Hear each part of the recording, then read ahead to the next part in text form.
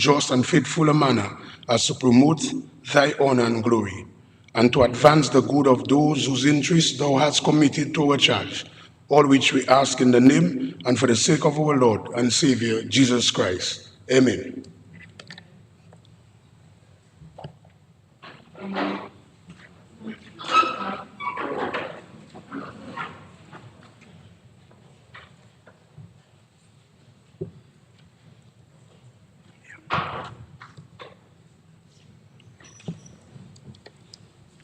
Honourable Speaker, good morning.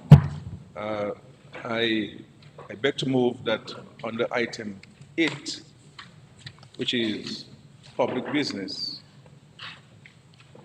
insert sub-item B, authorization for a loan from the National Bank of Dominica Limited for the purpose of funding expenditure in respect of the implementation of the electoral reform and modernization, and that sub-item shall form part of the order paper.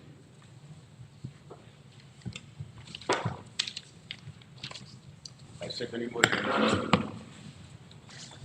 It has been moved and seconded that sub-item B shall now form part of the order paper. Those in favor? Aye. Those against? The ayes have it. And congratulatory remarks.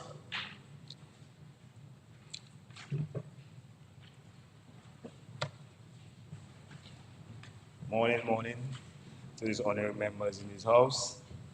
I stand here to give some obituary and congratulatory report in one. I'm speaking about Mr. Addison James, our very own gold medalist. He won the gold medal, and 2 years ago, he won a bronze, but unfortunately, one of his hands died 2 years ago. And 2 years after, which was a few weeks ago, a next aunt, unfortunately, was killed. And I just want to tell Addison James, hold strong and keep the head up. This government, Margot constituency, will help him go through this bittersweet moment. And thanks to the caretaker of Margot and the Honorable Prime Minister, they'll be assisting in his hand burial. So thank you. And Addison, hold strong and bring home some more gold medal for your country. Thank you.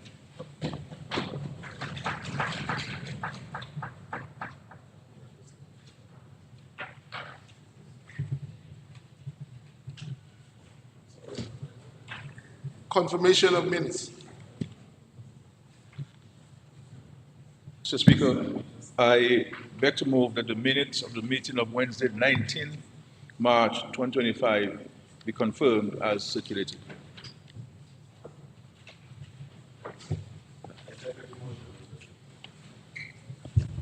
It has been moved and seconded that the minutes of the meeting of Wednesday, 19th March 2025 be confirmed as circulated.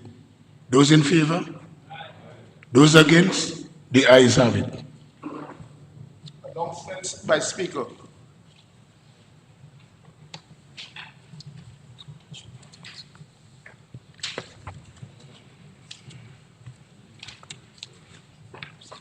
I must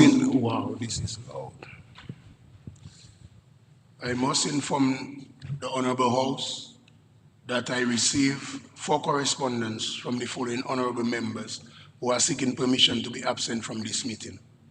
It's Honorable Kasane Laville, Honorable Octavia Alfred, Honorable Greta Roberts, and Honorable Miriam Blanchard. Both Honorable Laville and Honorable Alfred are out on state duties, and Honorable Roberts and Honorable Blanchard are both ill.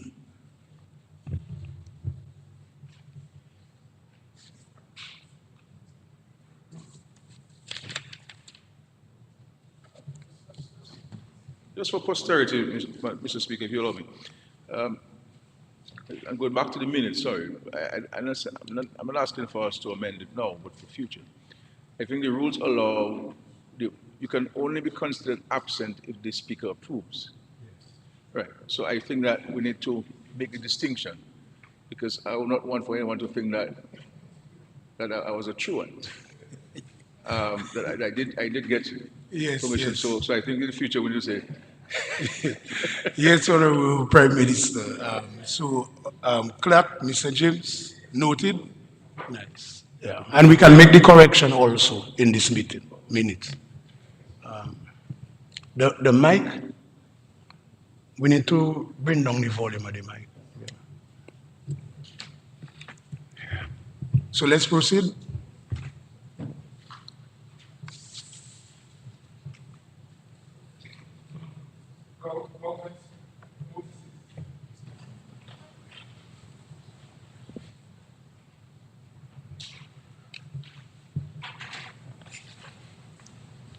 Mr. Speaker, I beg to give notice that at a later stage of the proceedings, I'll be moving the motions authorization for credit facility from the International Development Association, as the IDA, for a programmatic development policy credit to strengthen fiscal and climate resilience, and authorization for a loan from the National Bank of Dominica Limited for the purpose of funding expenditure in respect of the implementation of the electoral reform and modernization. I'll be taking all three stages of the bill, shortly entitled Income Tax Country by Country Reporting Act 2025, standing in my name on the order paper.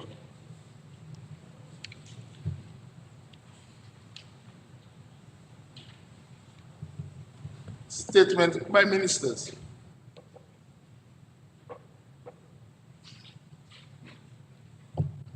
Introduction of bills.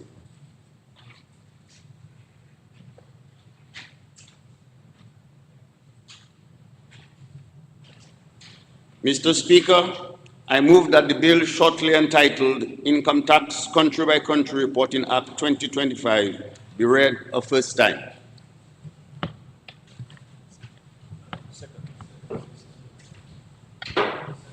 Yes. Income Tax Country by Country Reporting Act 2025. The bill has been read the first time.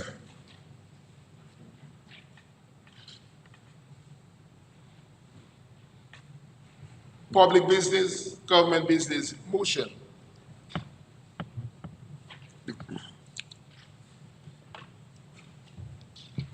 Resolution. Whereas, by virtue of Section 3.1 of the Loans Act, Chapter 6405 of the 2017 revised laws of the Commonwealth of Dominica, the House of Assembly may by resolution duly passed authorize the minister responsible for finance to borrow money from approved sources or guarantee loans to statutory boards or public corporation for the purpose of financing general development purposes in any foreign currency or currency.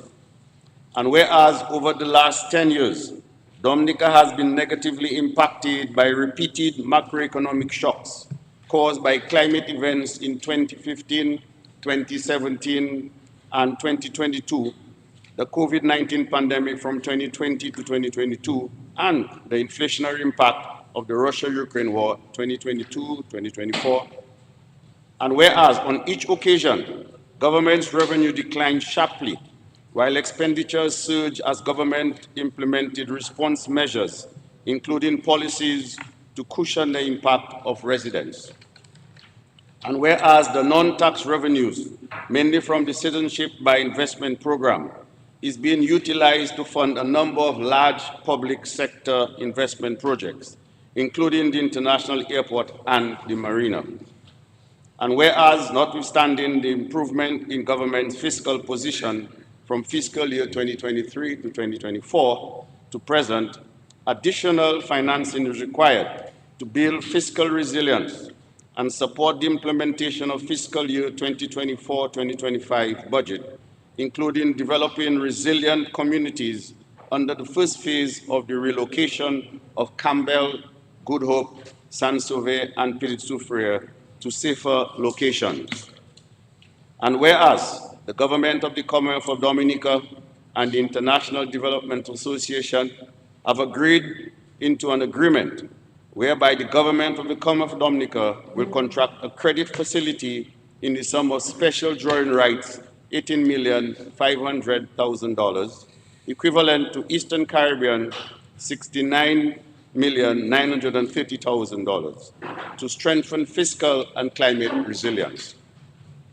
Be it resolved that in accordance with Section 3.1 of the Loans Act, Chapter 6405 of the 2017 revised laws of the Commonwealth of Dominica, this Honorable House authorizes the Minister of Finance to borrow by means of credit a sum not exceeding special drawing rights $18,500,000, equivalent to Eastern Caribbean $69,930,000, on the following terms: interest 0.75% per annum, commitment charge 0.5% per annum, grace period 10 years, repayment 60 semi-annual installments commencing March 15, 2035.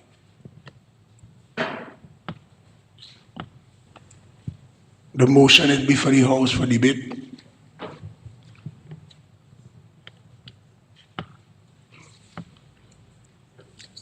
Make a statement. Statement. Yeah, make a statement first. Sorry. Okay. Yeah, proceed, Honorable. Mr. Speaker,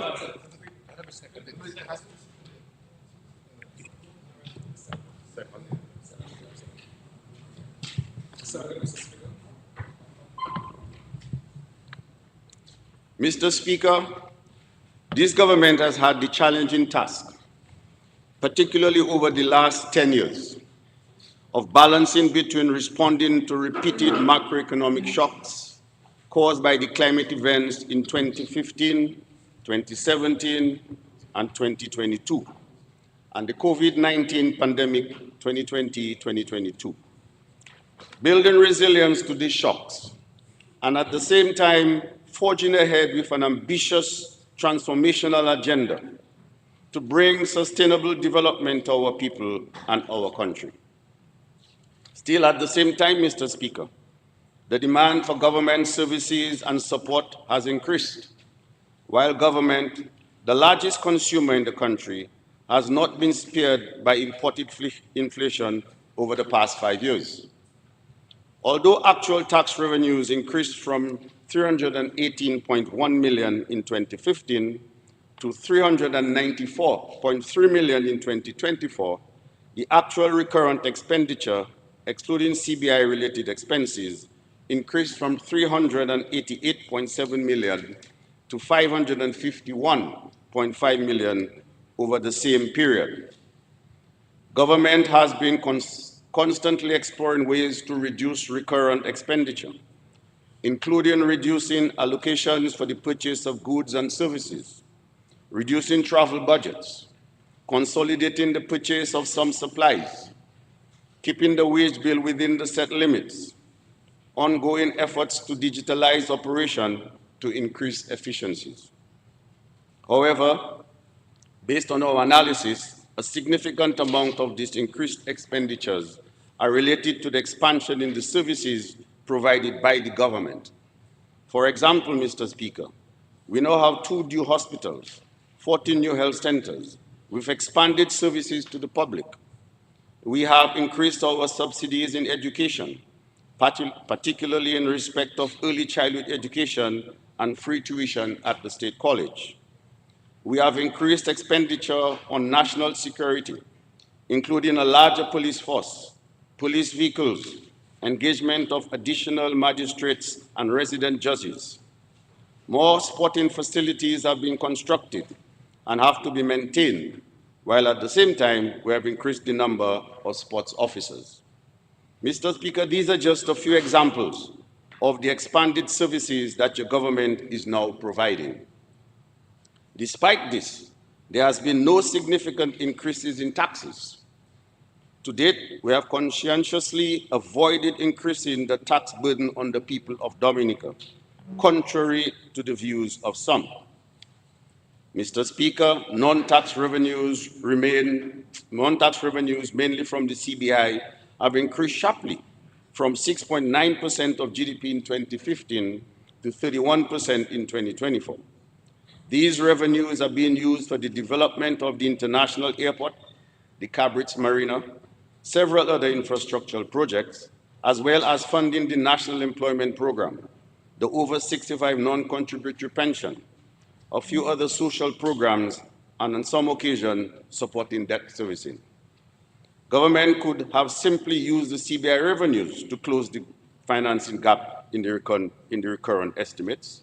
However, this would mean not progressing the airport, the marina, the public sector investment programs, which would impede the ongoing transformation of our country and economy. In any event, it is not advisable or prudent to depend on temporary revenue streams like the CBI to fund recurrent expenditure, a practice which government does not subscribe except in special circumstances. Mr. Speaker, while some of the loan funds will be used to support the recurrent budget, for example, subventions to Discover Dominica Authority for marketing our Dominica, road maintenance and restoration, and procurement of equipment, aspects of the public sector program will also be financed from this loan, including land settlement in relation to some of the ongoing projects and the relocation of residents of Campbell, Pilit-Soufriere, Saint-Sauveur, and Good Hope to safer locations. So today, Mr. Speaker, I encourage every member of the House to support the resolution which is before the House. That is, the IDA loan in the amount of special drawing rights, 18.5 million, or 69.6 million, to build fiscal resilience and support the implementation of fiscal year 2024-2025 budget. This loan has been evaluated in the context of government's medium-term debt strategy and is consistent with the objectives of this strategy. I now commend the resolution to the House. I thank you, Mr. Speaker. So now the motion is before the House for debate.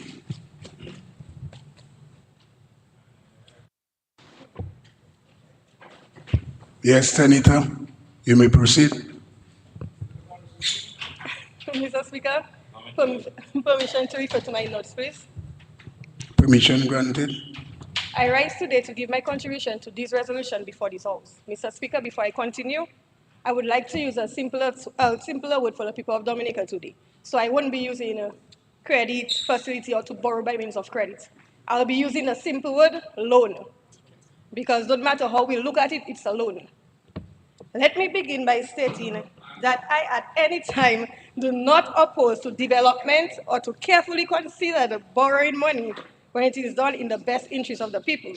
However, this proposed loan raises serious concerns, which I am hoping by the end of this sitting will be addressed. 1. How will the government ensure that the $69,930,000 be used efficiently and effectively? Even when loans are approved, there is a poor track record of timely project execution. As stated in the resolution of this loan, it will facilitate the first phase of the relocation of Campbell, Good Hope, Pilit-Soufriere, and Saint-Sauveur communities to safer locations. How are we going to ensure that when this loan is granted, that phase 1 is actually completed? These are projects that have been in the airways since the passage of Tropical Storm Erica 2015. Budget after budget, loan after loan, we have seen delays, cost overruns, and our famous underutilization of funds. Mr. Speaker, the people need to know. Number 2, transparency. In my opinion, sufficient details have not been provided regarding the usage of this loan. Vaguely referencing first phase of the relocation of Campbell, Good Hope, Saint-Sauveur, and Pilit-Soufriere, does not justify borrowing at this time. Where is the project breakdown? Where is the estimated time frame? What does this phase entail? The first phase may be, a few town hall meetings. Does this phase of a few town hall meetings need a loan of almost $70 million? Mr. Speaker, I am only drawing reference because the people need to know. Fiscal burden and rising debt, number 3. Our public debt is already at worrisome levels. With every new loan, we are saddling future generations with obligations they did not ask for. Yes, we are getting the good concessions, we are getting long grace period of these loans. But when free for loans meet at the same time, what provisions are in place to repay? Currently, Dominica's debt to GDP ratio, according to IMF, is at 97.8%. Though we are speaking on this resolution, there's also another resolution before this House today requesting a loan of 6 million Eastern Caribbean dollars. Taking on approximately $75 million more in debt without clear strategy is fiscally irresponsible. We cannot continue borrowing as though we are immune to economic shocks, Mr. Speaker, because we are not. What about alternatives to borrowing? We have lived to understand by this government that it is CBI, that our CBI program is thriving, but every year we resort to loans.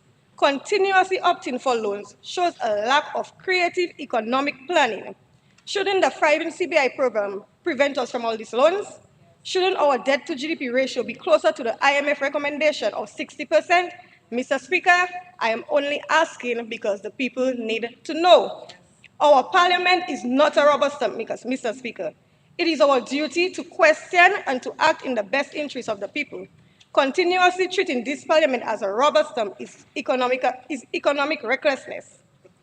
Let us not mortgage the country's future for short-term political gains.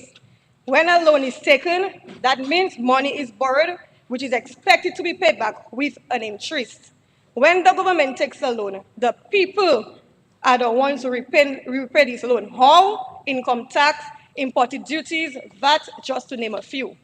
Let us think of our children's future, our children's future, our children's future, Mr. Speaker, when we take all this loan. As I wind down on this presentation, I'd like to send a clear message to the people of the community of Kulibistri.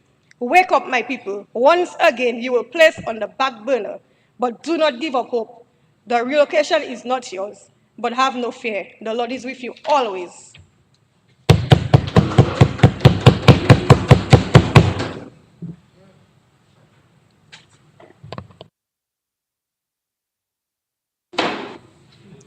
Can I get a tabletop? Tabletop. Yes, Honorable Poppins carried. Tabletop. You have it?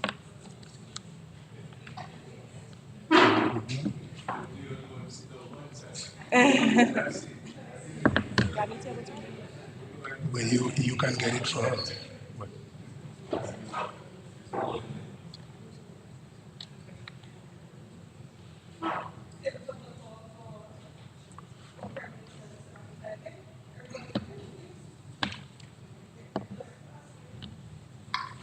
You see the podium business, we maybe need to change the setup so we can have some glass setup so people can talk easy, you know. But let's proceed, let's proceed. Yeah, we'll have to modernize. Yeah.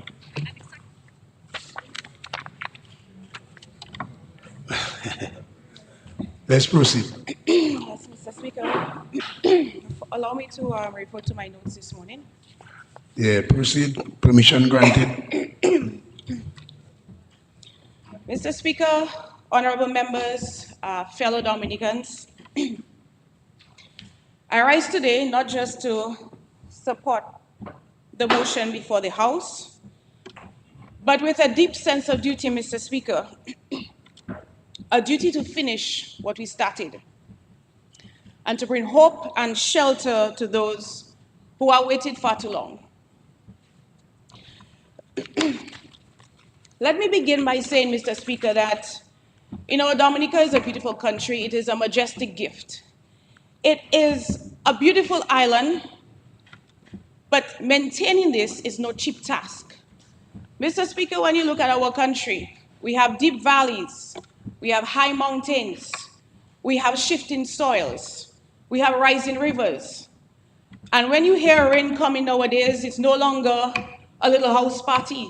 It's people in fear because of what rain does to us nowadays.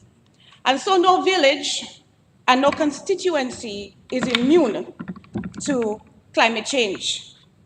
Mr. Speaker, allow me to jog your memory back to 2015 when Tropical Storm Erica tore off repeated savanna, displacing 283 families, leaving heartbreak in its wake. We acted swiftly, Mr. Speaker, and though the cost was high, we found the means because of our commitment to our people. Thank you. Again, when Hurricane Maria struck in 2017, it inflicted catastrophic damage on Dominica. Total damages and losses, wiping out about 226% of our nation's GDP, amounting to about 1.3 million. Mr. Speaker, we dug deep. We found the resources because rebuilding our country wasn't optional, it was urgent. Mr. Speaker, this Labour Party believes that a safe home is not a luxury, it is a need. And one thing you can say about this government is that the results speak for itself.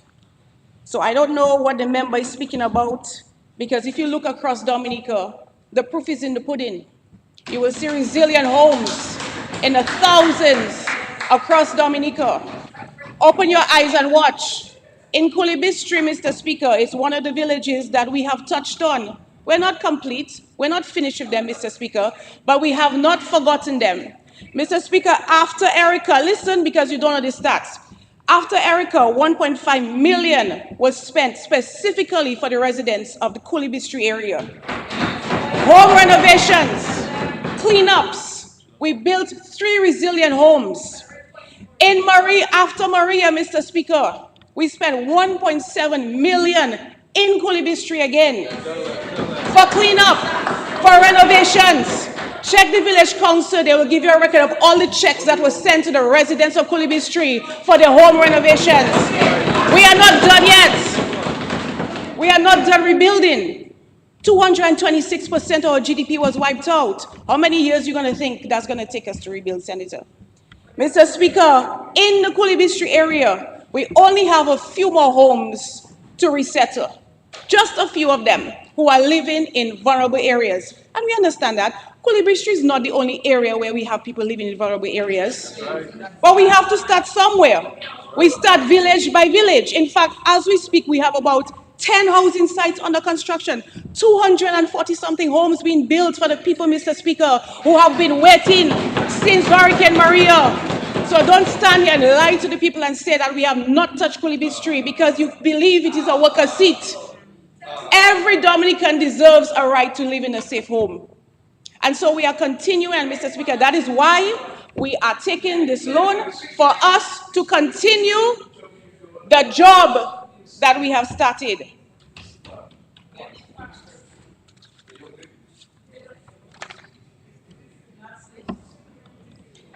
Mr. Speaker, the fact is, climate change is draining millions from our economy. Money that we simply do not have and we didn't cater for.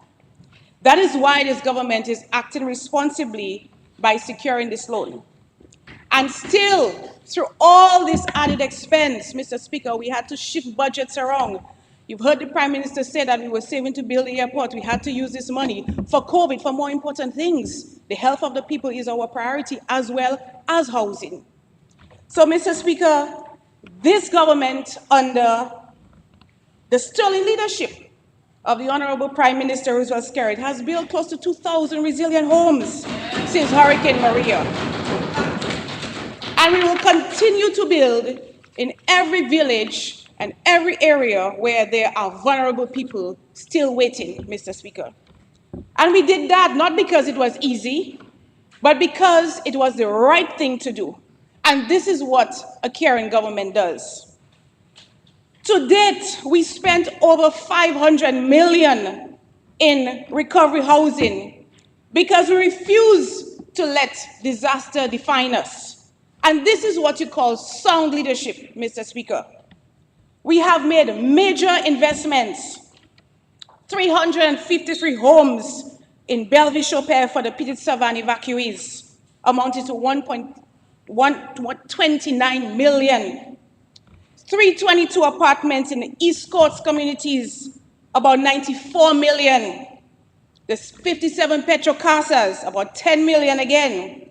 705 homes completed with direct financial intervention into the homes and the hands of these people, about 143 million. For 343 replacement homes under the Housing Recovery Project, Mr. Speaker, to the World Bank, 89 million. And the work continues.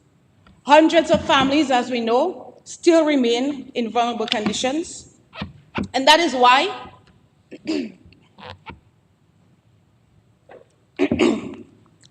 the funds that we are securing today is so critical.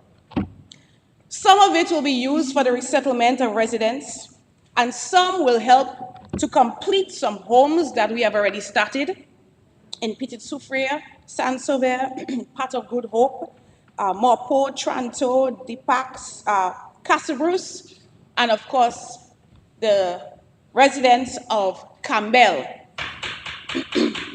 Let's talk about Campbell a bit, Mr. Speaker. We understand the people of Campbell have waited a little bit too long. The land has been assessed and reassessed. It is no longer safe. That is not opinion. This is the science. It is a fact. And so we are relocating these families to the beautiful village of Warner, Mr. Speaker. And let me tell you something about Warner. Warner is one of the villages that has become one of the most highly sought after areas when it comes to home construction in Dominica. Mr. Speaker, as I speak, I have maybe over 800 applications on my desk applying. People want to buy lots in the Warner area to build their homes for their families. But the land is limited, Mr. Speaker. The site at Warner for the relocation of the residents of Campbell, Mr. Speaker, I know you know that area. It offers breathtaking views of the Caribbean Sea. And so we are resettling people with dignity, respect, and class, Mr. Speaker. We are giving the people of Campbell the best of the best. And we will begin with those who lost their homes and cannot afford to rebuild. These are the people who have been most affected, the most vulnerable, and they will be first in line, not out of favoritism, but because justice demands it. To our brothers and sisters of Casabruce and Petite Soufrière, where landslides and shifting soils have become the new normal, we see you. We know what we have to do for you. You know for certain that this Labour government will never forget you. This is why we're here today, Mr. Speaker. Climate change is draining millions from us just to keep the basics intact. Roads, bridges, water systems. We have to be continuously spending money. Just the rain that happened over the weekend, we had so many blockages, landslides. Again, you have to find the money. You have to clear the roads. People have to go to work. People have to use the roads, Mr. Speaker. But amid these challenges, housing remains one of our top priority. Now, I know the opposition will raise alarms. The senator here talking about GDP ratio and all of this, Mr. Speaker, but I want to ask the member of Salisbury, have you ever met a mother with 3 children living under tarpaulin? She's not going to ask you about our debt to GDP ratio. She's going to ask you, where can I find a safe place to sleep before the next storm arrives? Mr. Speaker, I want to tell you a little story. I'll never forget Miss Josephine, I think her name was from the Pishley area, I believe. A senior citizen who received one of our homes. And when she was handed the key, she held it to her chest, held the keys, and she said, I have nothing to leave for my children but this. these keys, but this is something, and it's a lot. This is why we do what we do. Mr. Speaker, 10 housing sites are under construction throughout Dominica, and just last week, I did a tour in the south of Dominica because the CEO of MMC was visiting, Ms. Dr. Anthony Hayden. And I visited the site, the housing site of Eggleston, Grand Bay, Point Michel, and Scottshead. Because, Mr. Speaker, we are determined to see these housing projects completed with the highest standards and in a timely fashion, Mr. Speaker, because people are waiting. And next week, I'll be heading to the north, in the area of Woodford Hill, Penville, and Vickers and Pebush, where we also have resilient homes being built there, Mr. Speaker. Then after, I will touch on Kinfield and Trafalgar. But Mr. Speaker, when I went to Granby, Mr. Speaker, this Granby area is majestic. Mr. Speaker, the Granby housing site, it's like a new village we are building in a vibrant village of Granby. Granby and Dubic, the new Dubic, Mr. Speaker, is a sight to behold. Mr. Speaker, if you visit this area, there are 96 stand-alone, hurricane-proof, shatterproof windows, concrete roof, Mr. Speaker, energy-saving lights with their little backyard, their porch, beautiful. I can't wait to, I'm going to color code it because it have to be a sight to behold. When we do my aerial shots, let me tell you, more islands will come to Dominica and ask us about our housing. It's beauty and resilience combined together, Mr. Speaker. In addition to the homes in this area, we are also constructing a church, a community center, a fire station, a magistrate's court, and on the entrance, you will see beautiful little structures either side lining the road. 26 new commercial spaces, Mr. Speaker, in this area. So this is a whole little village, self-sustainable, Mr. Speaker. People who are already wanting to know who's getting what, and they want commercial space, they want house, they can't decide which one, but they cannot get both. So we'll give the entrepreneurs the commercial spaces because we want to see there's a lot of agro-processing in the south of Dominica, and we want to help them find a space to showcase their products. So these people will be given priority, especially those who work from their home. Mr. Speaker, little shops are going to erect there. So I'm very excited about this housing site in particular.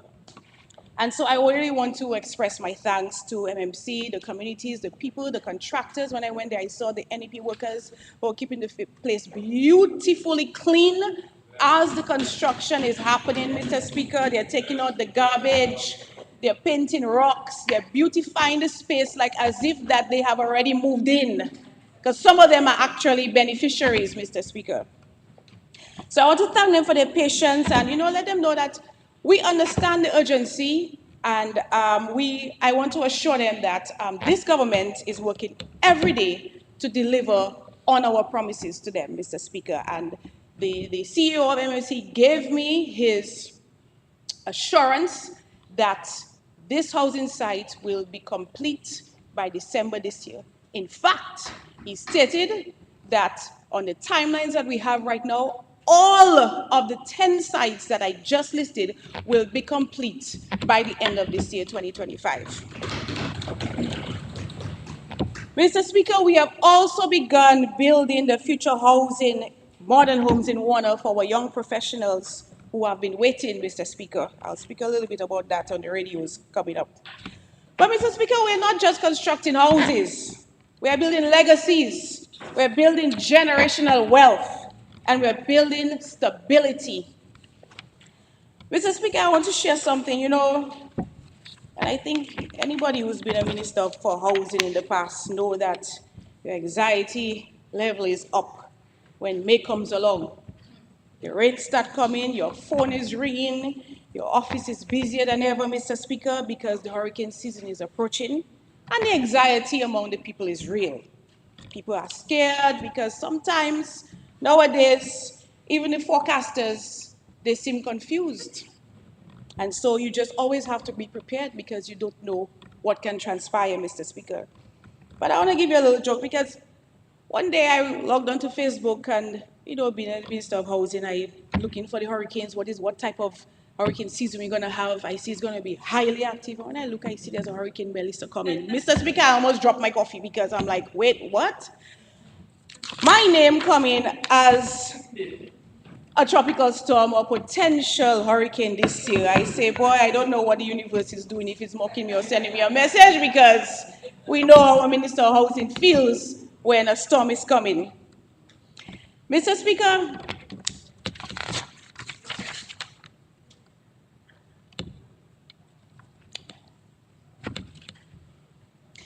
Mr. Speaker,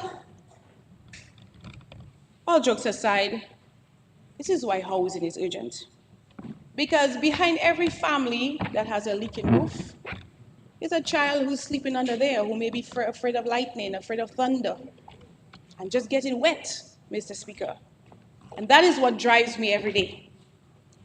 Now, before I close, Mr. Speaker, I want to share some exciting news for our existing homeowners across Dominica. Cabinet recently approved the hiring of a full-time state attorney, and she will be stationed in the Ministry of Housing. Mr. Speaker, she has one job to do. Her sole purpose is to process all the land titles for our government-built homes. This is huge, Mr. Speaker. This is a big deal because for years the issue of titles of government-built homes have been a hot topic in Dominica. But the reality is, after every devastation, our priority is clear. It's just to get people in homes as quickly as possible and put them under a safe roof, Mr. Speaker. So we're not going to let a piece of paper delay someone's chance of having a roof over their head. And because of that approach, we've been able to house thousands of people in a safe home. But now I'm proud to say that we have found a solution to move the title process forward faster and more efficiently. We're unlocking real value for our people, Mr. Speaker, and this is what progress looks like. We have made promises to the people, and we are delivering on our promises. We're not just giving homes, we're giving power to the people. We're giving independence to the people. We're giving them a future. And so let us move forward with this motion, not with hesitation, but with conviction, knowing that we are building not just for today, but for generations to come. Labour builds, Mr. Speaker. This Labour Party government builds while the others bicker. This Labour Party government delivers while the others have nothing to offer. And so let us continue to build and let us continue to lead. And so I support this motion without hesitation, and I urge all right-thinking members of this House to do the same. Thank you, Mr. Speaker.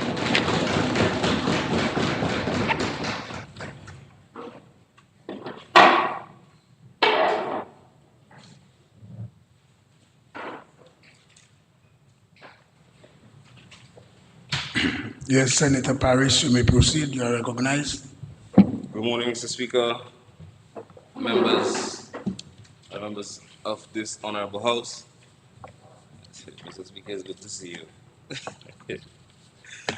Mr. Speaker, I rise to make some brief remarks on the current legislation, or current resolution, that is before the House for debate and approval. Let's take a cursory look at some of the key elements of this resolution. Government of Dominica getting a facility from the IDA, $69.93 million, let's say 70 million EC. Fiscal and climate resilience, relocation of vulnerable communities, 0.75 per annum. Mr. Speaker, by the way, please allow me to refer to some of my notes from time to time. Permission granted.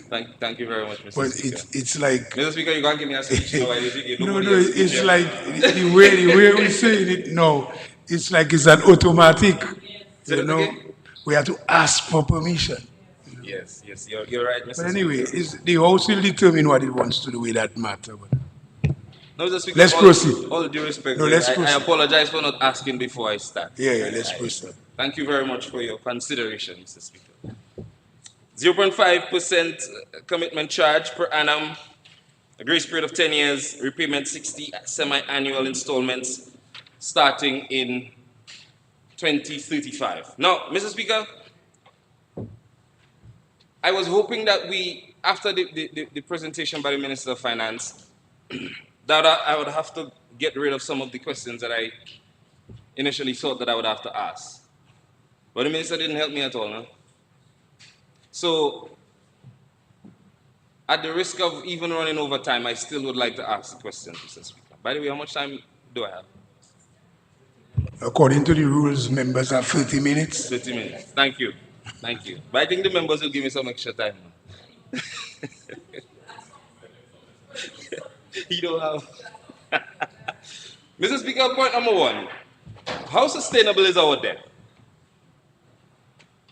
Now, while the interest rate is very favorable, welcome back. While the interest rate is very favorable, this is still a long-term loan that is adding to our national debt.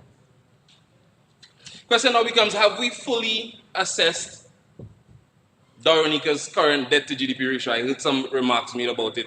And it gives me some confidence, Mr. Speaker. It gives me a lot of confidence because clearly the administration recognizes where we are as it relates to our debt to GDP ratio and so on and so forth. And with bringing another resolution to the House, adding to our debt portfolio, obviously we would have done those assessments. And therefore, it would not be unreasonable to ask for the publishing of our debt sustainability analysis. Mr. Speaker, for the benefit of the listening public, debt sustainability analysis is a formal evaluation conducted by the Ministry of Health, right, Minister? Often in collaboration with the IMF, World Bank, etc., intended to examine a number of things. One, how much public debt does a country have? How fast is the economy growing? How much revenue is the government collecting? Whether the country will be realistically able to meet future debt obligations without defaulting or without reducing on services, particularly essential services. Now, a debt sustainability analysis, Mr. Speaker, will answer questions like, can Dominica afford to borrow an additional $70 million? While the country may be able, will the country rather be able to start repaying sufficiently in 2035? How vulnerable is the country to future climatic shocks and changes in the global markets? And what is our debt to GDP ratio going to be looking like in 10, 20, 30 years? Mr. Speaker, with all the commotion going on the other side, it is just simple, to present the debt service analysis, debt sustainability analysis, and say we cool, right? Mr. Speaker, what we are expecting a debt sustainability analysis to do is to show us whether borrowing more money now is fiscally responsible. And obviously our debt sustainability analysis will show that because we're bringing these resolutions to the House confidently, right?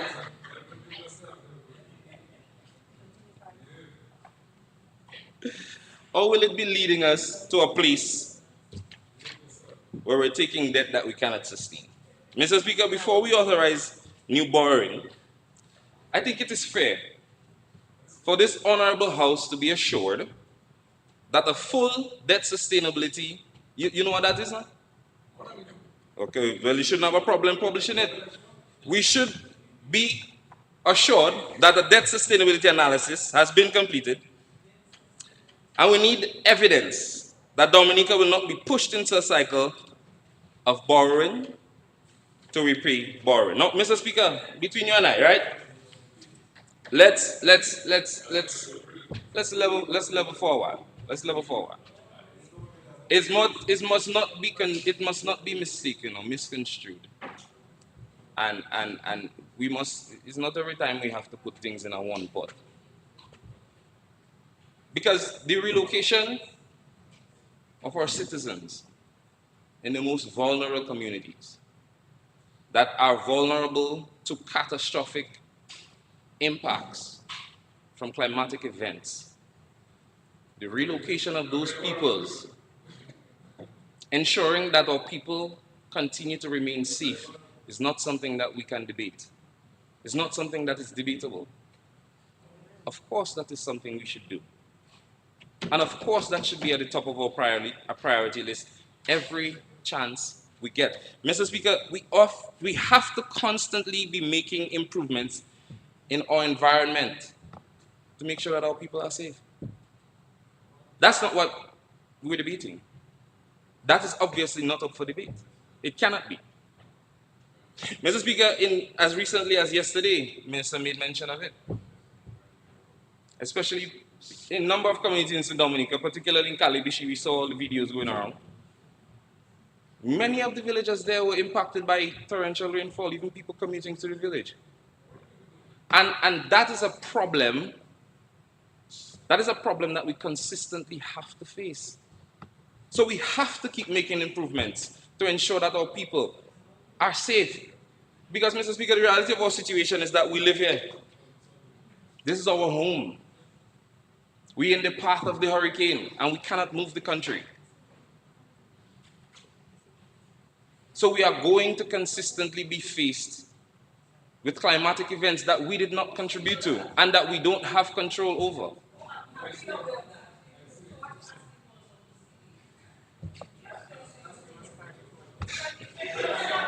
No, proceed. Like me to proceed? I have not interjected because I do not want to affect your flow.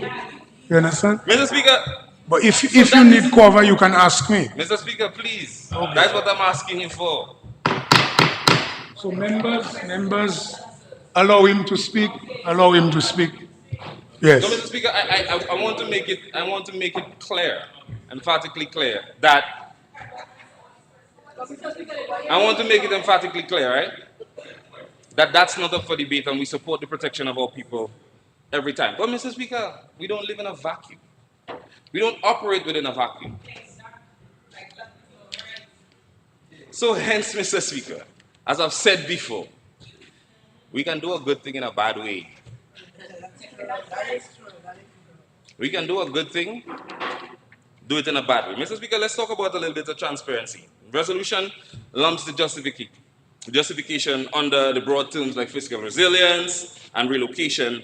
Yet, what I was expecting the Minister of Finance to do is to provide a budgetary breakdown, to give us some timelines, and to explain what specific activities are we expecting the $70 million to fund. That's not unfair questions, Mr. Speaker. Mr. Speaker, something must be said here to demonstrate and give our people the confidence that the relocation will actually happen. Mr. Speaker, every major project that you undertake, there has to be some well thought out, well structured implementation plan that allows stakeholders and everyone involved to have a detailed view of how the project will be carried out. I expected to hear that from the Minister of Finance, and I didn't hear it. So that is why I'm taking the time to go through this, Mr. Speaker. Mr. Speaker, we do not have any indication of what an implementation plan would look like. What is the disbursement going to look like? What is our schedule? What is our timeline? We're talking about a first phase, but how many phases do we have? And how much is each of those phases going to cost? When will these relocations commence? We heard about the safer locations in Warner, and that's fabulous, because I had another question. But that is just for the citizens, the residents of one community. If you listen, you'll learn, you know. Yeah, you're not listening at all. Even when I support him, he doesn't listen. Anyway. So, Mr. Speaker, all of these questions need to be answered. because it will demonstrate the level of responsibility that we have and how serious we are taking this loan that none of us will be here to repay. Mr. Speaker, let's go deeper with it. Let's go deeper with it. The same communities that we are relocating, how are we preparing the skilled men and women in those communities? The skilled men and women in those communities. How are we preparing those skilled men and women, young entrepreneurs, individuals who have an eye for business? How are we preparing and empowering them to take part meaningfully and engage in this project that we are taking a loan for? How are we empowering them? The young men who have skills, and the senior guys too. How are we enforcing equity and equality for women and men and making a space for them to make sure that during this project, they can participate meaningfully and engage? What procurement rules are we intending to use to carry out these projects? Will there be a tender process? Are we empowering our young local contractors, our young local engineers to get ready to participate in monies that their children will have to pay back, Mr. Speaker? That is the kind of questions I expected during the Minister of Finance's presentation to talk about. What metric are we using to determine these safer locations? We heard about one, but are there any more? And are they free from any kind of vulnerabilities? Remember, we don't only have riverways, we have volcanoes too. Those things are still important for us to answer. Mr. Speaker, let's talk about our CBI. Because it was interesting to hear from the Minister this morning that CBI has become a temporary revenue stream. But Mr. Speaker, it was not long ago that we were saying, if not CBI, what?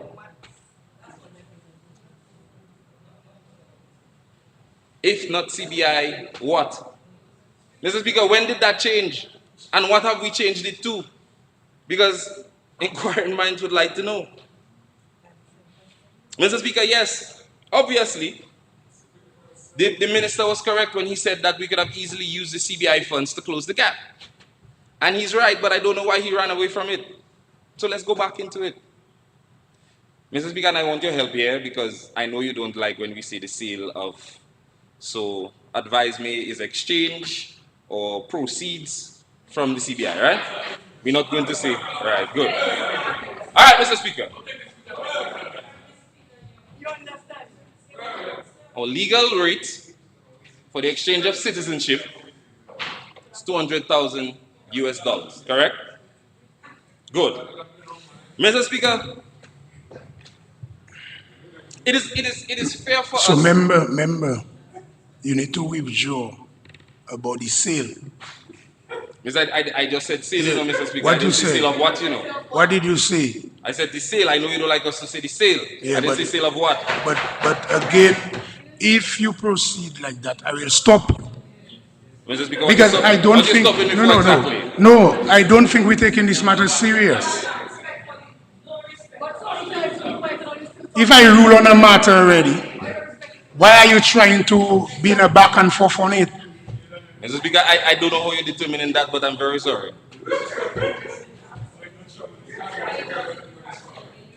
But you see,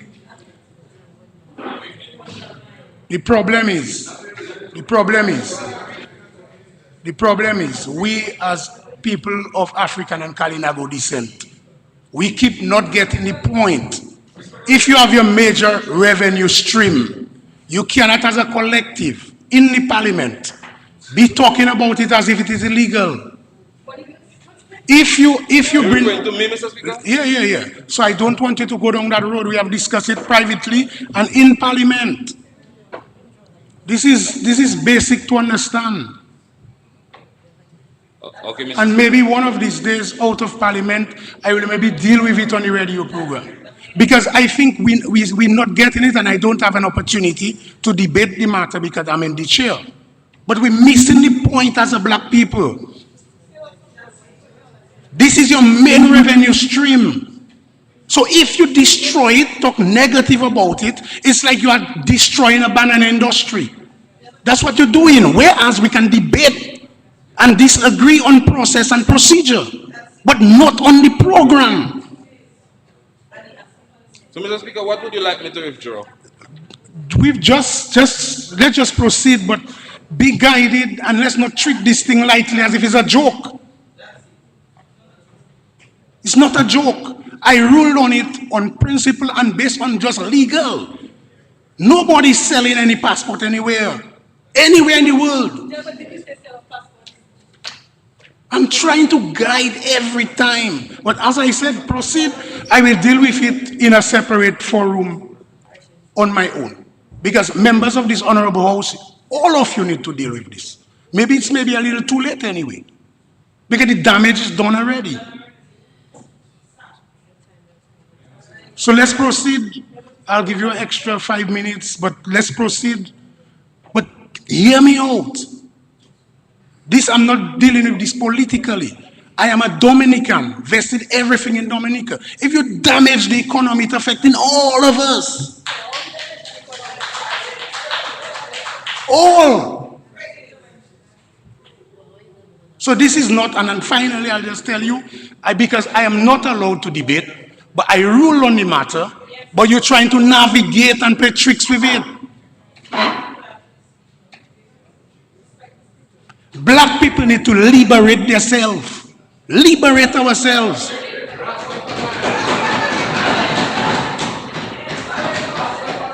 We have a revenue stream. We might disagree on process. We might disagree on approach. But let us as a people come together, debate the matter, yes, robustly, but not destroy.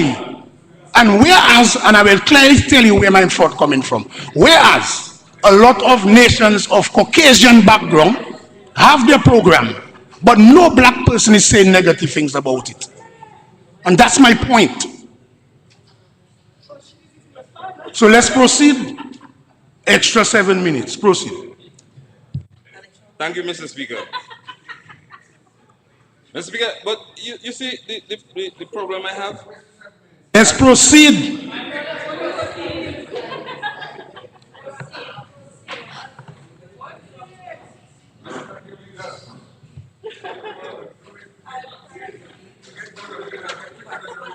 Mr. Speaker, the problem I have is that I agree with you. I agree with you. And that is the point I was trying to bring across, because I believe we don't need a loan for this because our CBI can do it. That's what I was saying, but I wouldn't get a chance. I agree with you. It is our main revenue stream. It is 63% of our revenue annually, and we don't need to take a loan because 130 passports or exchanges could have done this. We could have generated the money, so we wouldn't have to take a loan. Mr. Speaker, I agree with you. You are absolutely right. So when I hear the minister pretending as if we cannot use our CBI to do that, that is why I begin to get confused. That is why I begin to get confused, because I believe the CBI program can do it. That's what I was Proceed, saying. but Mr. don't Speaker, get me involved in the debate. I make my point. I wouldn't talk about it. Mr. Speaker, point number 3, we have a very heavy reliance on external borrowing. And I heard the minister attempt to touch on it. But I think we can do greater with diversifying our revenue streams, particularly because I just heard the Minister of Finance say that our CBI program is a temporary revenue stream. Right? I think greater work can be done in diversifying and reforming our tax base and reducing our fiscal leakages. And we have to get away from behaving as if taking loans can become a stopgap for financial leakages that we have in our program. Mr. Speaker, climate resilience, finally. Climate resilience shouldn't be framed as debt. And I think it did, I think we have a responsibility in this honorable house to continue to show our people and demonstrate that we don't think, or we wouldn't like to behave as if climate resilience and putting finances into that is some type of an investment. Because it isn't. Pay attention in class. If the loan is meant for climate resilience and relocation, can we demonstrate that we have exhausted all of our efforts in finding external funding, grants, partnerships, to ensure that we can do these types of relocation? Mr. Speaker, because we have institutions and agreements that continue to demonstrate that climate resilience is not a traditional capital investment. Like the minister was saying earlier on, we have to keep maintaining roads and other infrastructure. But those have means of generating funds. Those have means of generating money. The airport has means of generating money. But these kinds of investments, they don't show the type of commercial returns that we expect investments to do. So I think it is wise for us to be able to demonstrate a greater effort on showing that we have exhausted all other avenues of accessing free money. Mr. Speaker, we have examples like Fiji and the Maldives, and if the minister would like to comment on that, I think he should, who have successfully, oh, you know he's right there, who have successfully leveraged the Green Climate Fund for relocation and coastal protection. I get this, Mr. Speaker, without increasing their debt burden at all. And I think those kinds of things, and even if we're looking at a blended system where we're using CBI funds and grant funding, where we have free money that doesn't increase our burden of debt, I think it's a really good option, Mr. Speaker. And I think, based on what I heard from the minister, we haven't demonstrated that we have exhausted all of those options. Mr. Speaker, finally, the concern is not about borrowing itself, in and of itself. Government has to borrow. You can't run a country without borrowing. And the concern is not about providing environmental safeguards for our people. Let's not mix up all of those things. The concern, Mr. Speaker, is about the absence of evidence that we are learning and adapting and exhausting cheaper options that will yield bigger impacts. Mr. Speaker, as I close, we cannot continue to borrow on the backs of our children, grandchildren, and without a clear plan for debt reduction, economic transformation. Let us not confuse our people by allowing them to believe that infrastructure growth is true fiscal sustainability. One way or the other, Mr. Speaker, is short-lived. Mr. Speaker, we cannot oppose development, and we shouldn't. Correct. But we must insist on development that is transparent, accountable, and sustainable. Development that offers clarity, controls, and a path to long-term resilience. Without that, Mr. Speaker, facilities like the one being discussed today is at the risk of becoming yet another financial burden on our future generations. Thank you.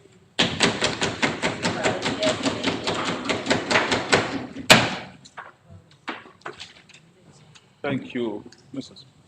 Yes, Honorable Prime Minister, you may proceed. Thank you, Mr. Speaker.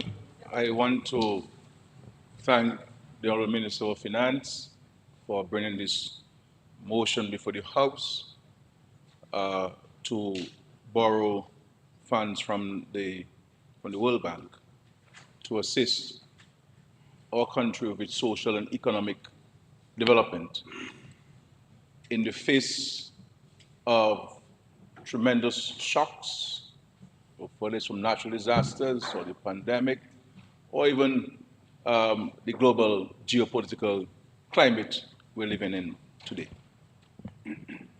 Now, in 2016, the debt to GDP ratio was about 72%. And we were on a mission to get it to 60% of GDP, which is the benchmark established by the Monetary Council of the Eastern Caribbean Central Bank. Now, Mr. Speaker, that is after we were impacted by Tropical Storm Erica, which affected 90% of our debt to our GDP. And when we had to replace significant public infrastructure and to provide tremendous support to families who were displaced, and many businesses who were affected helped to pay the salaries of those private sector entities, and to also provide cash grants to private sector entities to let them be a going concern while we rebuild. And we had to pay rent for hundreds of families at a cost of average of $1,000 a month, plus provide them with displacement allowance, while at the same time spending a significant amount of money to build homes, permanent homes for those persons. So when it comes to talking about fiscal responsibility and fiscal prudence, these terms are what describe and have described this Dominican Labour Party over the last 25 years in government. We have always been responsible, but at the same time responsive to the needs of our people. And mark you, Mr. Speaker, prior to this government coming to office, prior to 2004, no government was bothered with people who were affected by a natural disaster. No government built homes for anybody who was affected or helped you to fix your roof or to assist you when your homes got affected by a natural disaster. No government before this government, Mr. Speaker, gave farmers direct cash support because their farms were affected by a natural disaster, except when you had wind ban or whatever it was called, wind crop, for banana farmers who were insured and were paying insurance. We provided support because we understand that in times of adversity, in times of difficulties, we must always maintain the dignity of a human being. The dignity of a human being, Mr. Speaker. Because we recognize that a government is really a not-for-profit organization. The government is engaged in public good.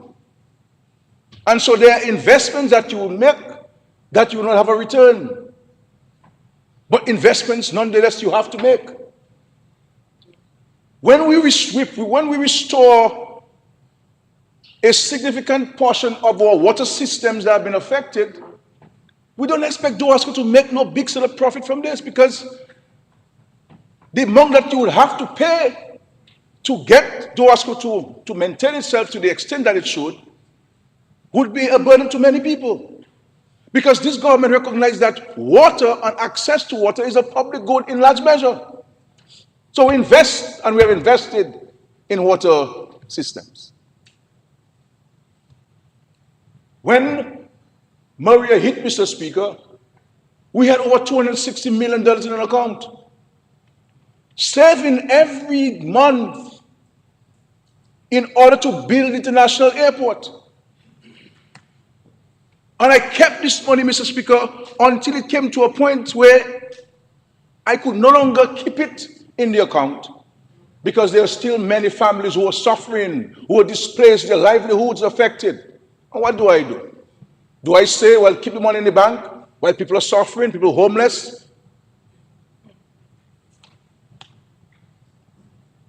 Businesses affected?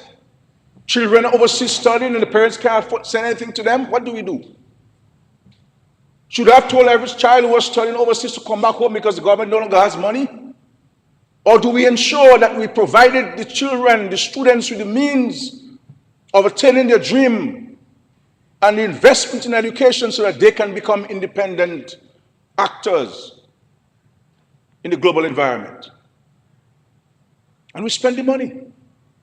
Had it not been for Hurricane Maria, Mr. Speaker, we would have had enough money to build our international airport in cash.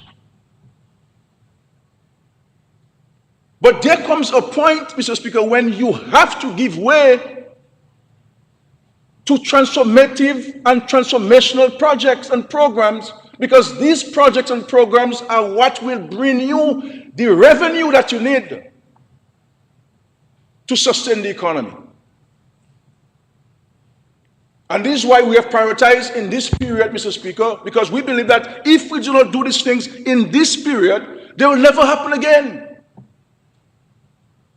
Because no bank, no organization is going to give you money to build an airport. None. Ask St. Vincent and the Grenadines. Even in geothermal, Mr. Speaker, we have prioritized geothermal because we believe that this is going to help provide a better framework and environment for investment in Dominica, while reducing the cost to existing businesses in Dominica and homeowners. We could have easily said, leave it alone. Let's do something else. But that's not what you do. When you recognize that these things are crucial for the sustainability of the country.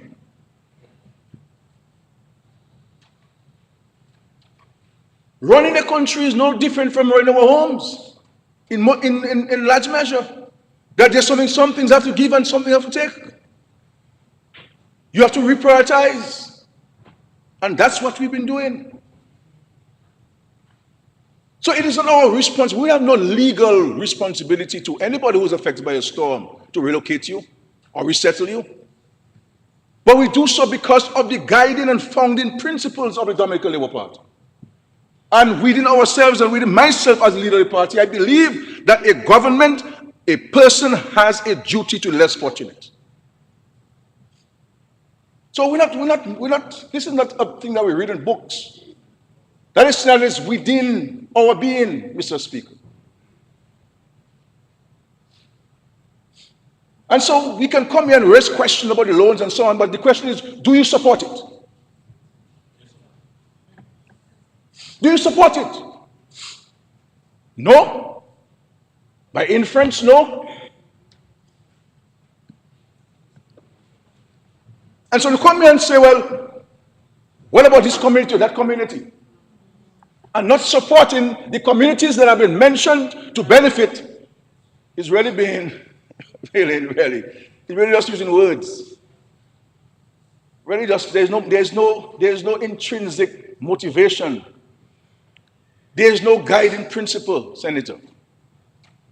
So yes, we can raise questions and it's okay. We can respond. But I think there comes when we have to rise to the occasion. Rise to the occasion.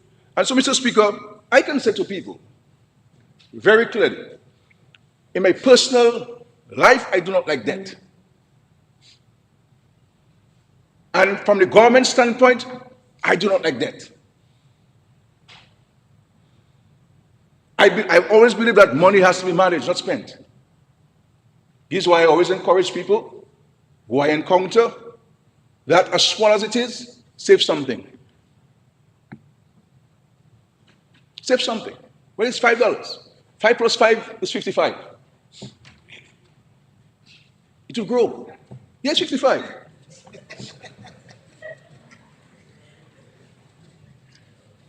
It will grow. 1 plus 1 is 11, Mr. Speaker.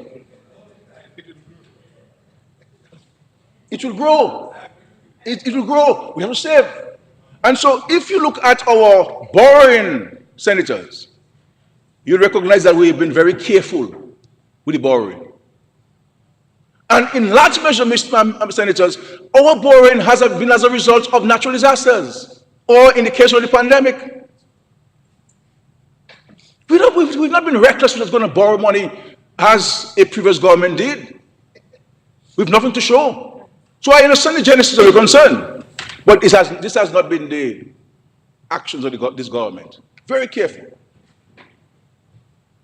Very, very careful with how we borrow and who we borrow from and what we borrow for. And so, Mr. Speaker, I am very happy for the people of Campbell. They will remember that I went to Campbell in 2007 with the then Pal Rep when we were affected by a storm. And I suggested to them then that they should relocate. But everything else, when the storm settled and grass started growing back and trees are growing back and vines are growing back, people feel comfortable in their homes, they don't want to leave. So really it was after Maria Blackmore, Erica, that some people decided that they want to move. And then in quick fashion we had Maria, which catapulted everything else. But I am happy that the government has prioritized the resettlement of Campbell. It has gone ahead and purchased the lands from Social Security to assist or facilitate the relocation of the people of Campbell. And I really want to thank the government for doing so. Likewise, Pili Soufriere that was affected in 2022 by a natural disaster. Of course, they've had a series of actions there, many times. But it came to a point where we went down and said to them, folks, you have to relocate. And eventually they agreed with us. And we've gone ahead, Mr. Speaker, and acquired the lands in Cassibruce to relocate the residents of Pili Soufriere, Sansove, parts of Hoodhope, and there's some families in Morpo and Deeper and Cassibruce who will also form part of the mix, Mr. Speaker. The Minister of Finance has indicated that some of this money will be spent for marketing of Dominica. Marketing of Dominica. But I also believe, to Mr. Speaker, that the DHT, and we have said so to them, and we're waiting the proposal from them, that the guests who come to Dominica, like every other country, that they contribute something, whether it's 10 US per guest, per room, per night, and that goes into a special fund that we'll use to help promote Dominica. It can't be only government that has to find money to market the country, no. Are we prepared to look at a special tax for this?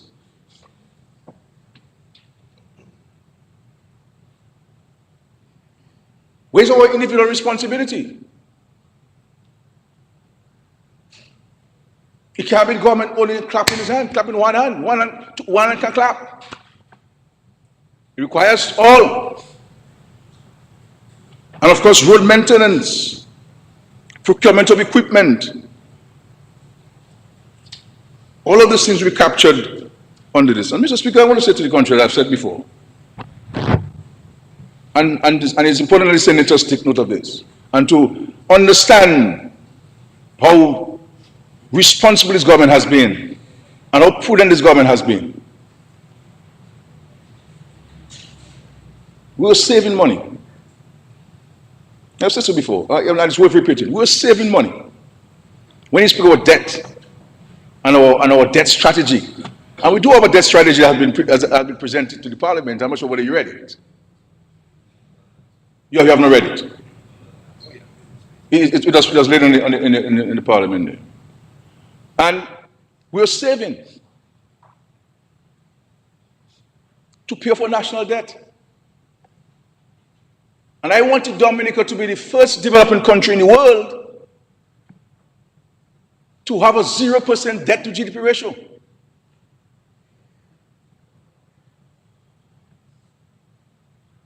And then it was my intention to create a fund that we will continue to pay into that fund as if we were still paying a debt. And use those monies as a reserve and also as a fund to help with cheaper financing to the private sector and small business owners in Dominica and for government public sector investment program. So we pay on average about $140 million a year debt repayment and interest payments. That would have gone into an account. Multiply by 5, you have over $700 million into an account every 5 years. That's what we're doing. So we're very careful with how we pay the debt. Now, people may say, well, cut NEP. Cut the 65 and over. Cut this, cut that. But the people who are telling you that are the people who have. The people who are telling you that are the people who have.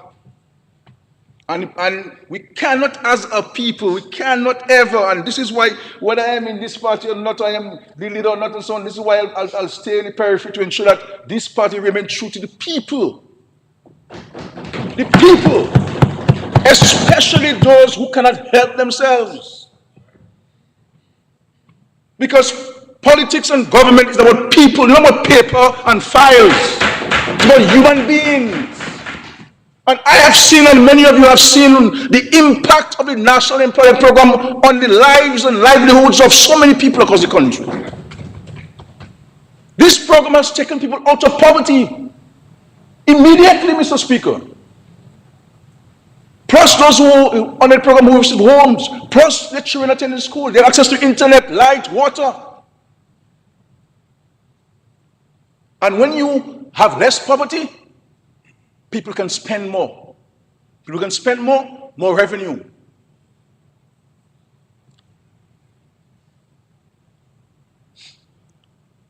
So these social programs do have an important role to play in economic development.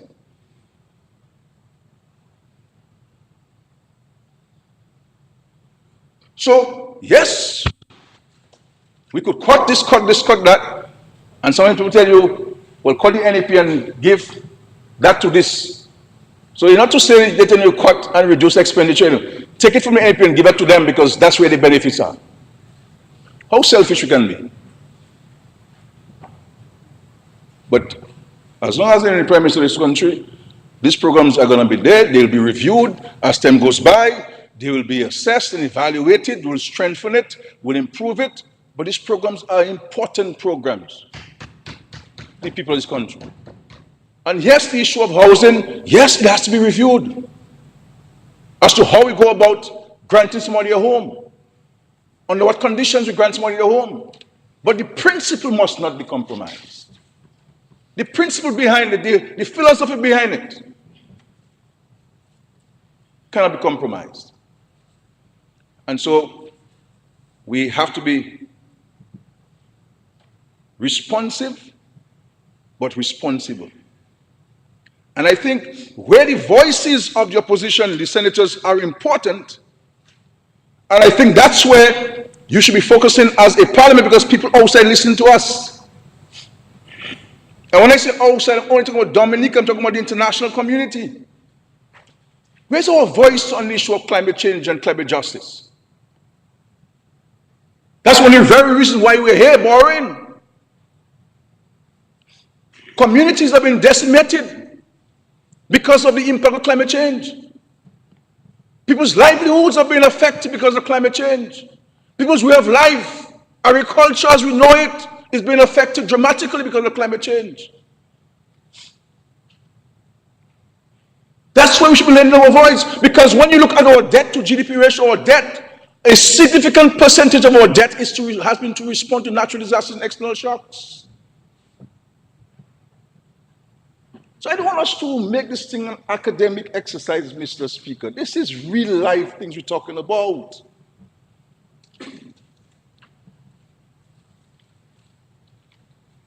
And this is not about this protecting the social safety. It's not about being generous, Mr. Speaker. It's about being empathetic. when we were going to school, wouldn't we have loved for the government to provide a free bus to us to go to school? Don't look at your circumstance today. Look at where you were. And how many of your brothers and sisters were denied to go to school because your parents couldn't afford, and so they had to go to work on the farms at age 14 and 13 and 12, so that you alone in the family could go to high school. That's how we have to look at life.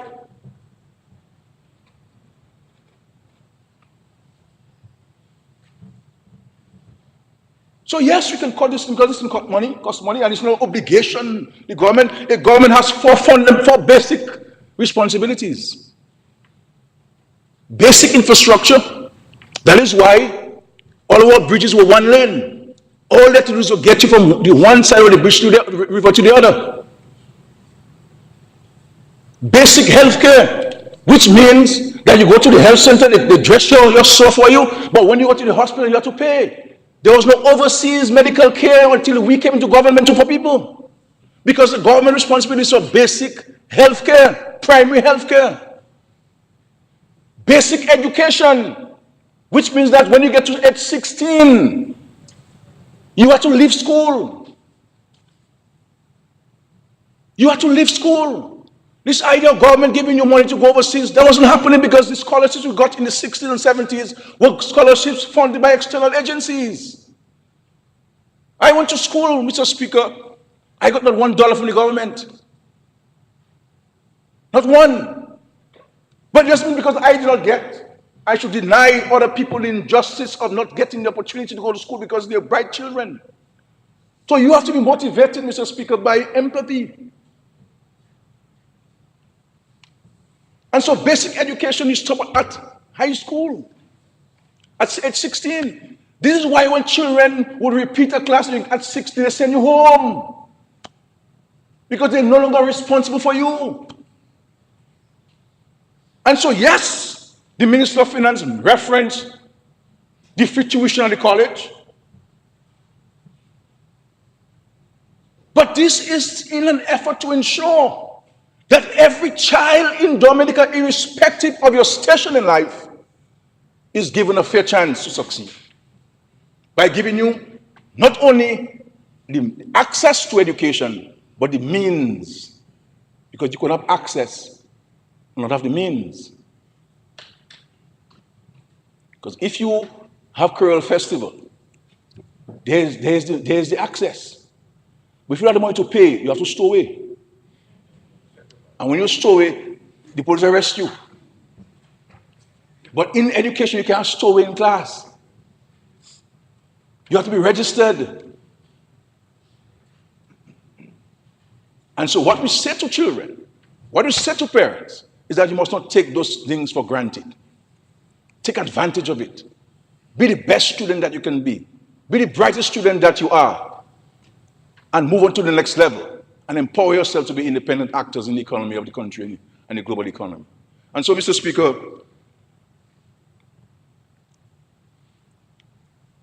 while from a personal standpoint and from a government standpoint, we know I don't believe in debt. I don't like debt. Debt is important. It's an important source of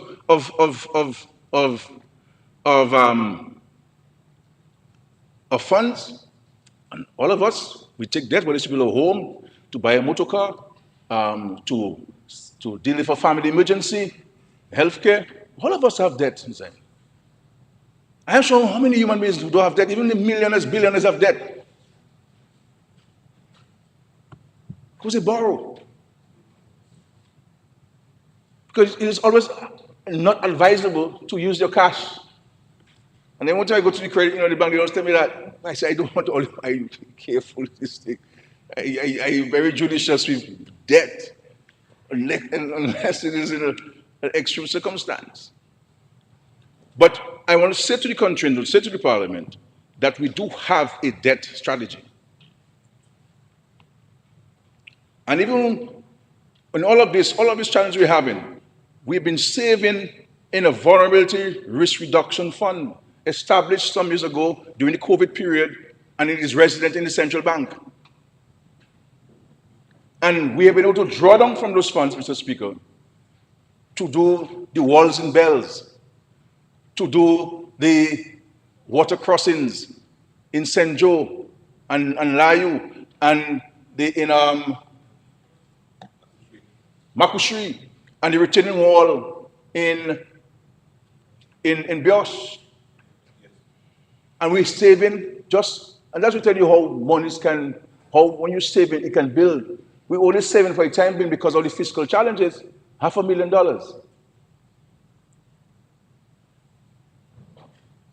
$500,000.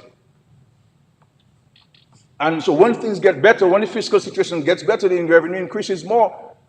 And the other projects that we have are coming to an end, which will give us some greater access to financing, will increase it dramatically. We've also, in the debt strategy, have the intention of establishing a debt repayment fund. So the issue of future generations, we have that in the debt strategy to ensure that future generations will have a fund that they can draw on from when they have difficulty in the fiscal space to pay the debt, that they'll draw on from that fund. And I believe that come 2026, we'll be in a position to start depositing money into this account and to have it at a low at $142 million as the floor. And so when you look at even this debt, Senator, you're talking about a 10-year grace period. A 10-year grace period. So it gives us the opportunity to implement those projects, to benefit from them, and gives you greater leverage and room to manage your debt portfolio, your debt obligations. So it's not a debt that's going to come in now, tomorrow. We have a 10-year grace period, which is important. And it reminds me of a lot of monies that we put at the aid bank, and we give homeowners, people who were getting a mortgage from that fund, a 6-month grace period.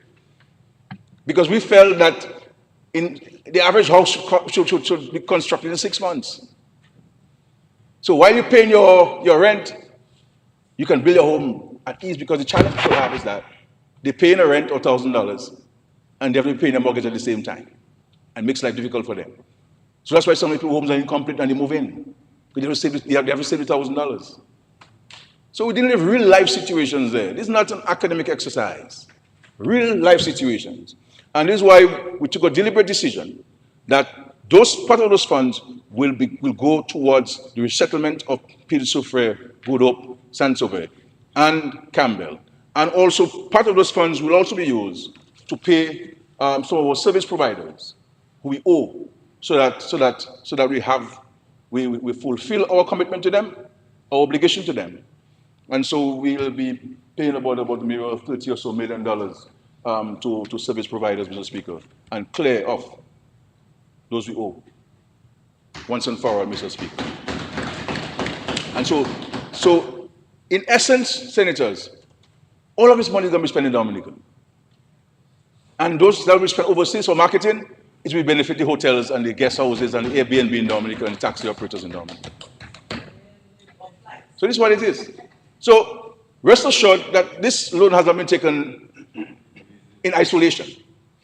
It has not been taken in indifference to our ability to repay or inability to pay. It has been given careful consideration.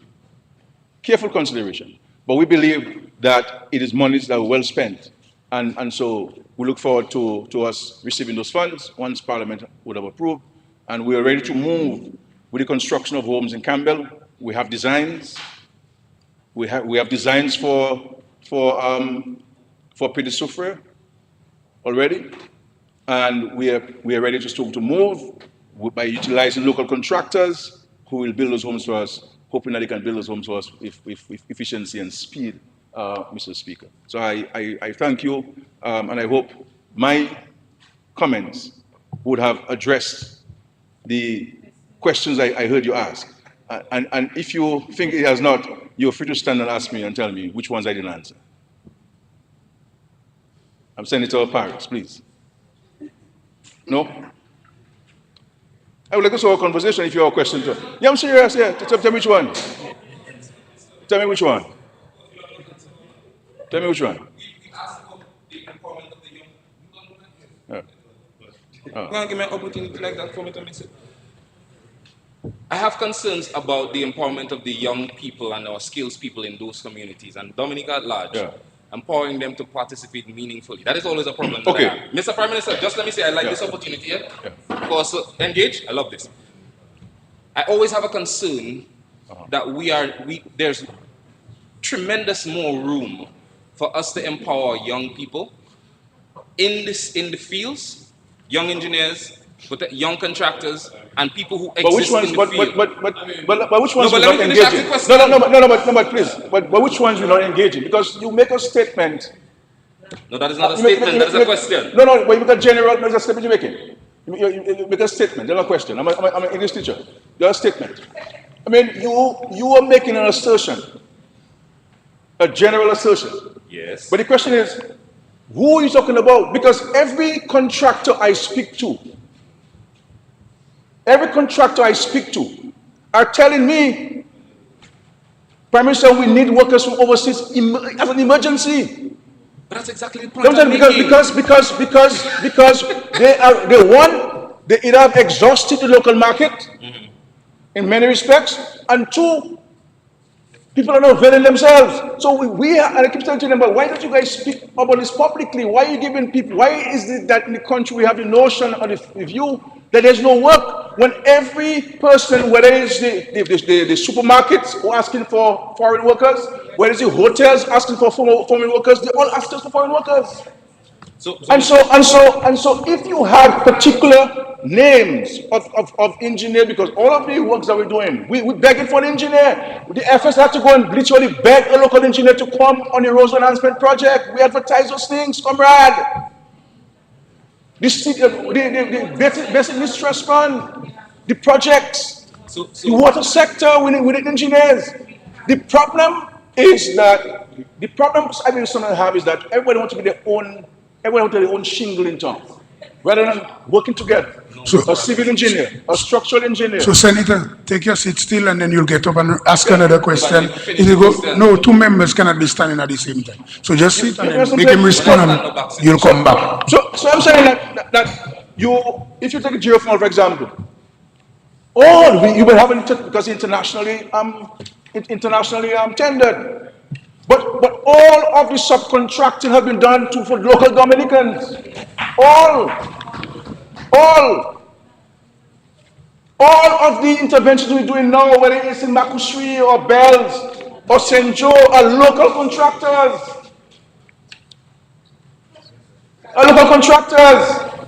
We're going to be all of the homes we're doing in the Kalinago territory. Our indigenous Kalinagos doing them. All the people who build Jungle Bay are all Dominicans, uncle. All. Your firm was engaged on the Marriott Hotel in Portsmouth.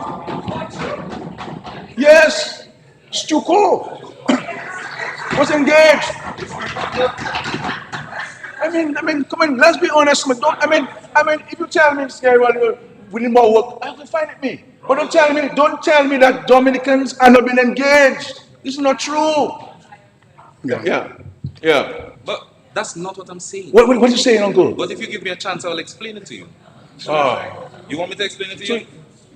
The reason that we're having a problem with finding workers is because they're finding opportunities elsewhere. Why? Because there's not enough training going on that helps us. Oh, Jesus Christ. Please allow, hold on, members, the Prime Minister is on his feet. Please allow him to have an interaction in an unprecedented manner. That's why I'm watching the rule book, but the Prime Minister make a move on it. So leave them. I think the Paris training is always needed. No, but let me give you an example. Before I finish, you can't answer before I finish. Go ahead. Let me give you an example. On the international airport, right? Yeah. And I've said this here before. Yeah. And I sometimes think we conflate the issues because it's an opposition and a No, thing that no. we conflate it, right? No, go ahead. But we have an opportunity to create a number of training programs on these areas. Wait. You eager to answer. Wait, let the question finish. Because your premise is wrong. No, hold on. So anything No, you it's say not after wrong. that is wrong. The reason why we have so much of a drain all of the time is that people are not finding reasons to stay, and we need to create systems that continue to empower them and equip them to stay. Paris, if you sit up, please. I'll say this. If you say that you want a job on the airport, tell me that. I don't. No, because you do not know who's engaged. At the lab, to have a genuine interaction at the lab, Mr. Paris, Senator Paris, there are Dominicans who are working side by side, the international experts, and they are being the ones running the lab, the Dominicans there. If you go on the airport, there's a Dr. Peltier, or last time, who is the main engineer, Dominican lady there. There's several Dominicans engaged in technical fields. There's a young lady from Marigot there. If you know of anybody who has particular skills and who believe we can engage, we're more than prepared to look at that. We're more than prepared to look at that. Just want to tell you, let us be specific. If you have names of people who have an interest in working and learning and so forth, great. I can give you the assurance that I will get them engaged. But it must be. But nobody cannot make. But we cannot make in Paris. You can't make a blanket statement that allows for training of our people, consistent training, so that when we need workers, we always have, because they will always go. That's what I'm But all of the projects you have and you engage contractors is the expectation that they will engage local Dominicans. And local contractors, I'm talking about who will be getting on-the-job training. That's what it is. So I'm trying to understand your point anyway. I realize you're struggling. No, but I try to understand your point because you're making a statement that is not steep in fact. What is it steep in? Obviously you know. There's no, you're making an assumption, something you don't know. So I suspect that you may be looking for workers and you can't find. A what? That you may be looking for workers that you can't find.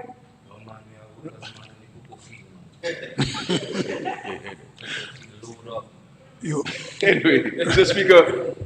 Mr. Prime Minister, I really wanted to have an engagement with you because you created this opportunity and I do not. No problem. I know where you were.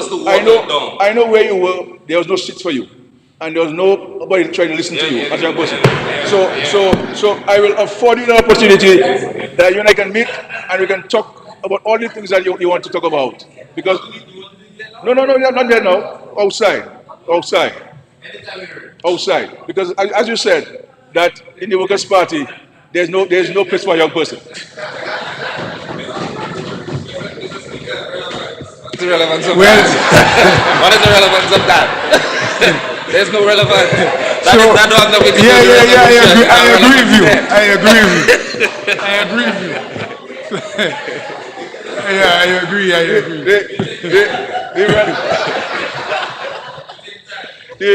The relevance of Senator is that I am prepared to listen to you. I am prepared to listen to you. That's the relevance thing. Because was that? No. As I tell you, you have to conduct yourself as a young lady differently. I keep telling you that privately. This is not a street jump up, darling. This is Parliament. So be careful how you conduct yourself. This is not. Please. I don't want to say it's publicity, but I say it on our side sometimes when I speak to you. Please conduct yourself better than that. But no, I'm prepared to meet on this because it's a conversation I believe that the country needs to have. Because, Mr. Speaker, when I meet a lot of contractors and I meet private sector people, they all complain to me that they can't find workers. And I'm saying to them that the narrative out there in the public domain is that there's no work. So let us have this said publicly. Because a number of them, Mr. Paris, Senator Paris, are applying to the Ministry of Labor to get work permits for non-nationals, to come into work on construction firms, to come into work at the hotels, to come into work at supermarkets. That's what we have now, a number of them. So I'm saying, let us look at it. Training will always be required. This is why we are spending money on education. This is why we're providing scholarships to young people to go out to study, and we encourage people to go into the technical fields. This is why we're going to transform. We're going to transform the new Goodwill School into a center of excellence for technical vocational education, and have a national center for this, because we recognize that technical skills are going to be even more important in this country than ever before because of the opportunities, the expansion of the economy, the more hotel rooms, the marina have been constructed, international airport, the cruise village that's coming, the new cargo port that's coming in. You're going to have the hospitals, and that's one of the challenges we have. The hospital, Mr. Speaker, is that the staffing that you need at the hospital to carry the rail bolts and so on, you can't find those persons to do those kind of things. You see what I'm saying? You can't find because but let's I don't know. I don't know. I don't know why people talk about we have to do something. I went to school in the United States. I funded my education. I didn't have a government to tell me to come back home, to come make a contribution to my country. I came back. No, but we have to have a national responsibility. National responsibility. Someone cannot induce you to come back to your country. No, you have a duty to your country. Why do you think that we are recruiting so many doctors from Cuba? Because we have a gap. So there are jobs. Why do you think we have foreign engineers? Because we have a gap. There are jobs.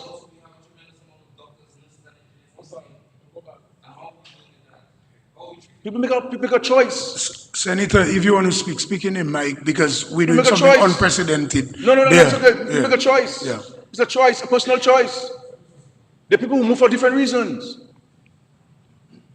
For different reasons. It's a choice.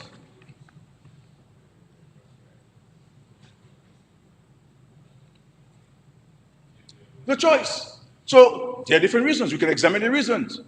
But the opportunities that we ourselves, when you go to school, we also have to create our own opportunities too. By the facilitation of the government.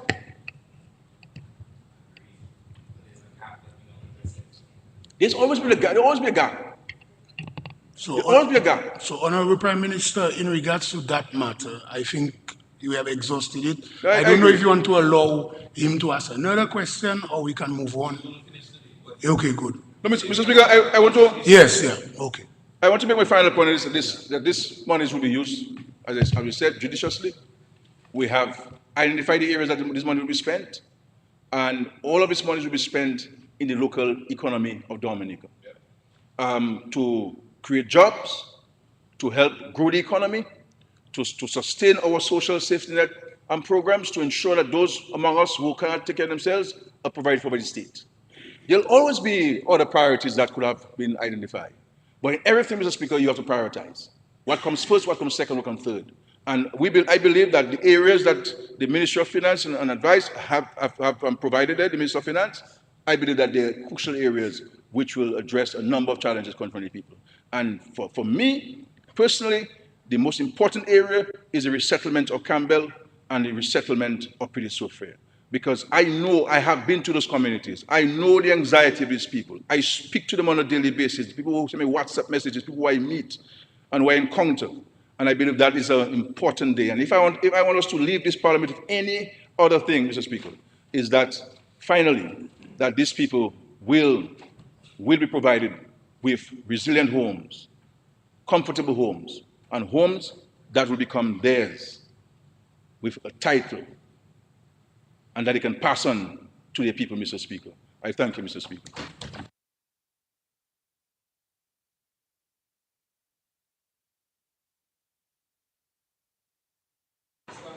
Measure before the Honorable House.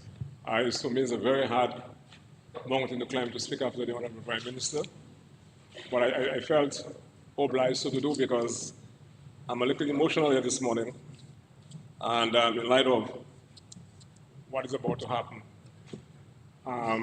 as a result again of the Democratic Labour Party.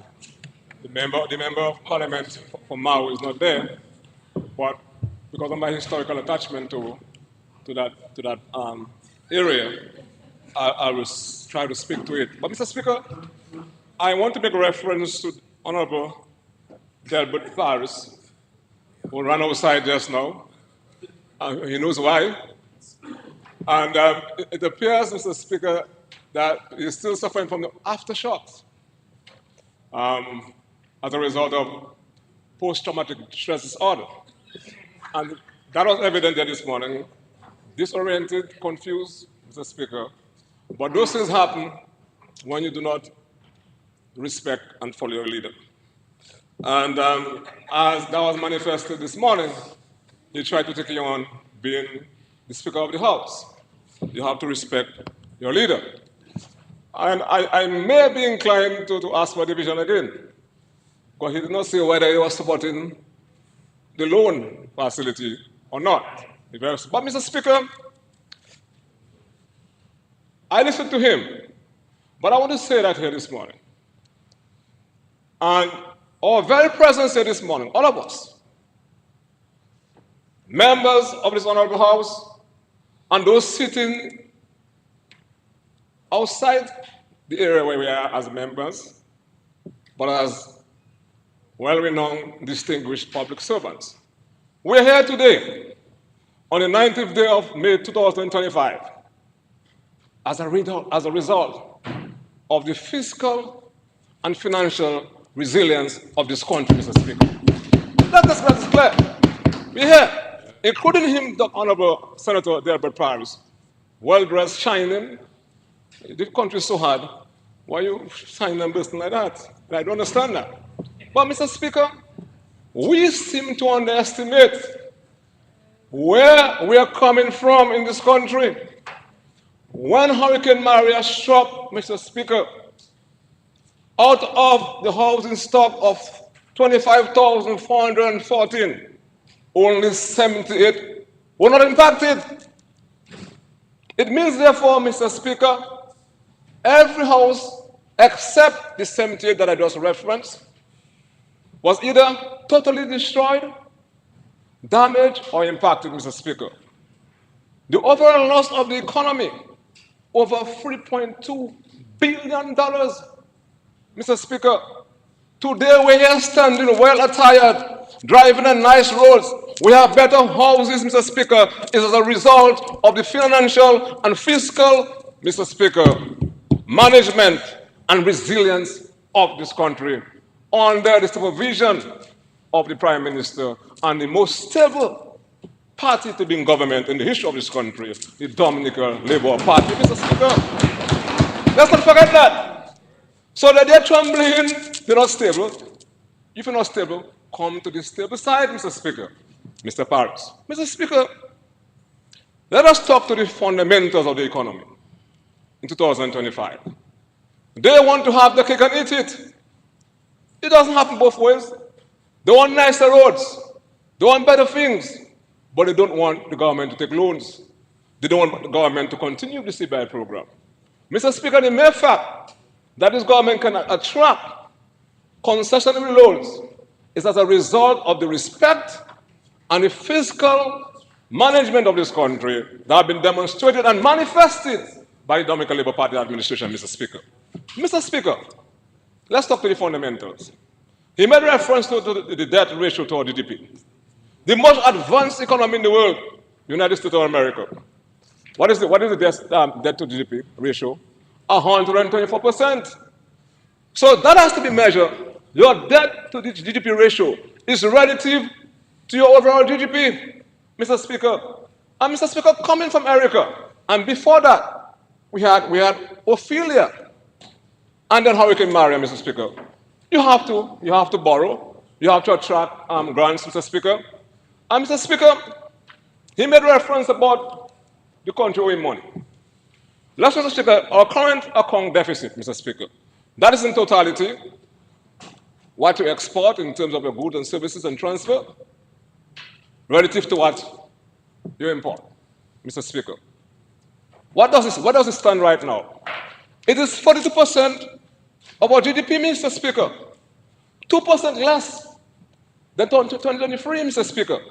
It means that we're doing something well.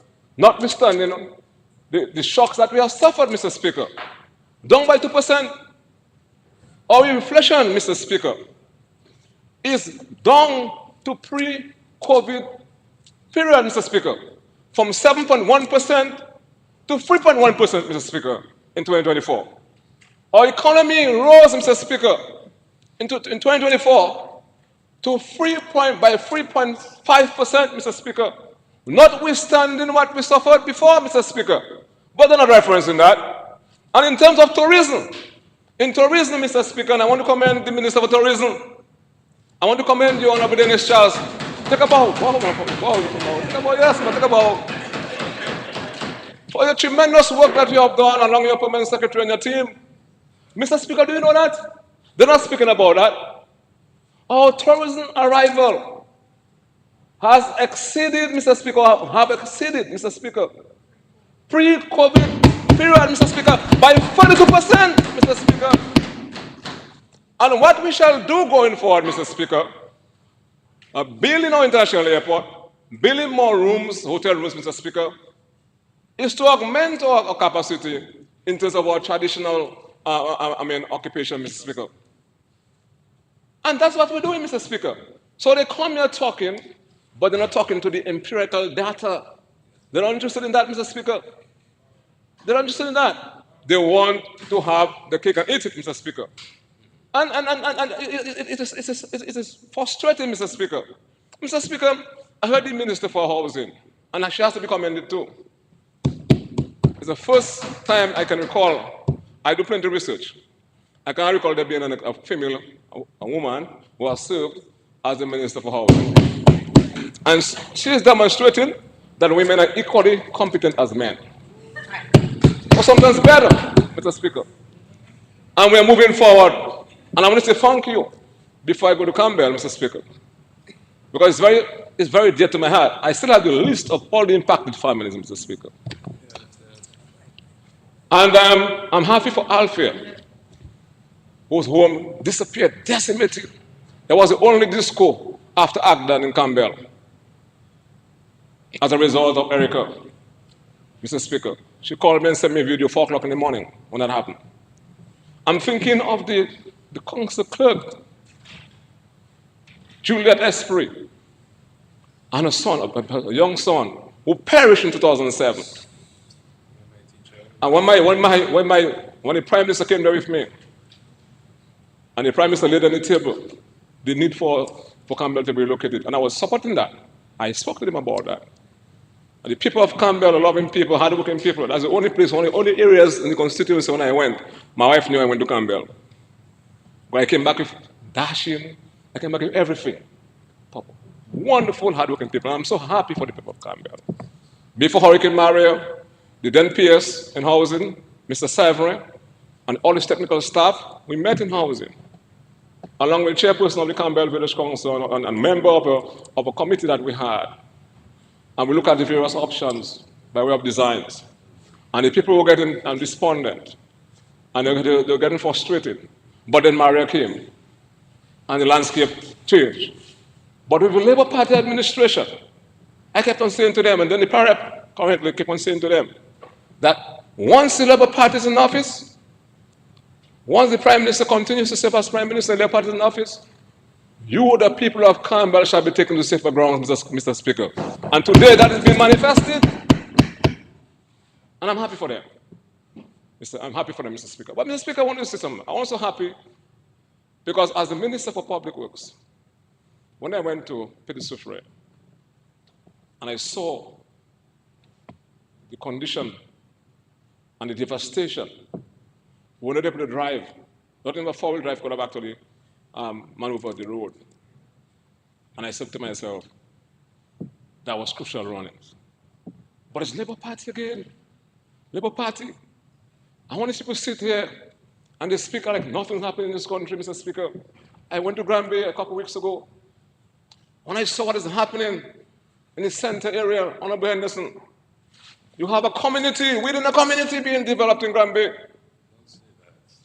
86, I'll say it, I can say what I want. My age right now, with grandchildren. Well, children. No, you can say a community within a community. You can't tell me my good friend, Pastor Timos Sapudi. Community, within the community. 86, Mr. Speaker. 86, Minister, I say what I want. 86, Mr. Speaker. Sustainable, hurricane-proof houses, 2 bedrooms and 3 bedrooms. Even a church is being built in that area, a Protestant church. Yeah? So this government actually is all embracing in terms of religious belief. Okay? A fire station is being built to house 20 fire officers. A new magistrate court is being built, Mr. Speaker. So a community is being built within the community. But the minister who is responsible for Granbury is called how you want. But I am just defining it within my own psyche, what I've seen, right, sir? And appreciation for what I've seen. Well, a new community is being built. And I'm happy for the people of Granbury. And why am I happy for the people of Granbury?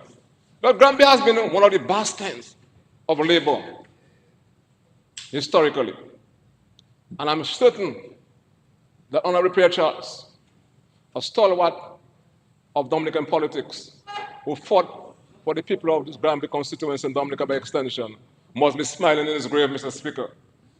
And Honorable Rosie Douglas, may the soul rest in peace, who spoke about the housing revolution during the 2000 election. When he made reference to the housing revolution, Mr. Speaker, I'm certain, Dr. Mark, he was not talking in terms of what is happening today. Because Honorable Vince Anderson was the Minister for Housing. When a man, Mr. Thomas, took me and went to Kenfield with me, the house is still there, by the road. And they built that house. That house was built in maybe 3 weeks. But it's still standing. That was the concept he had. You got my point I'm saying? We try things. We try things. That's about 2000. Okay? But now when you go around the length and breadth of this country, not only Granby, you go to Dalis, you go around the country, you go to Jimmy, and you come to Kenfield just now, and you go to Scott Z.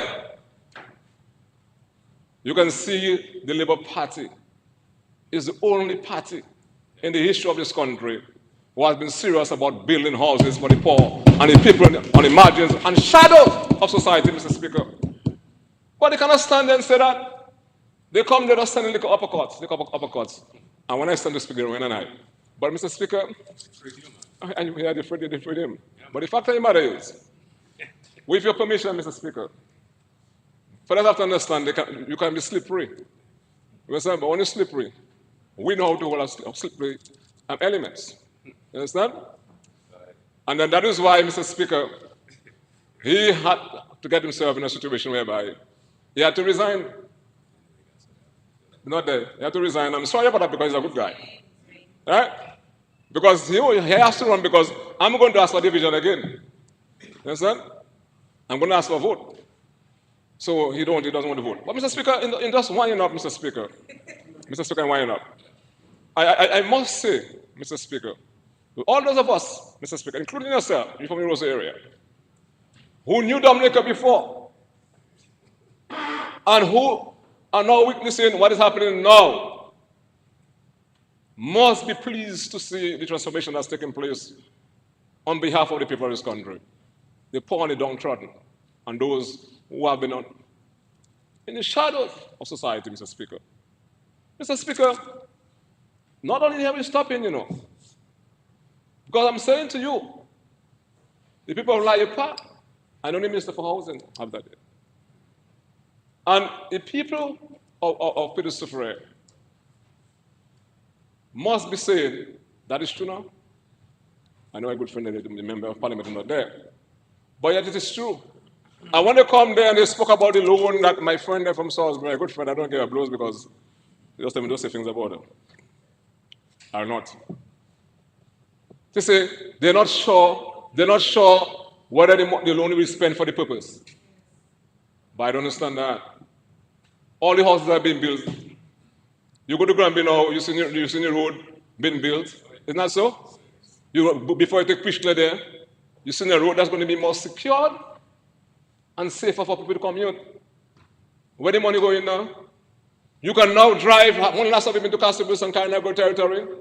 Wonderful roads. Okay? So what more, what else can the Labour Party administration do to demonstrate to the people of this country these dissenting voices that it's only this government that have taken steps to transform this country in every facet of the world development than the Dominican Labour Party administration, Mr. Speaker? What more can we do? The airport is being built. The airport is being built. Now, how are we sure the money going to be spent? Go to the valley and see what is happening. Geothermal plant is being built. Mr. Speaker, let me tell you something. Can we imagine what is taking place in the valley? Geothermal energy, that's science, Mr. Speaker. You're a science man.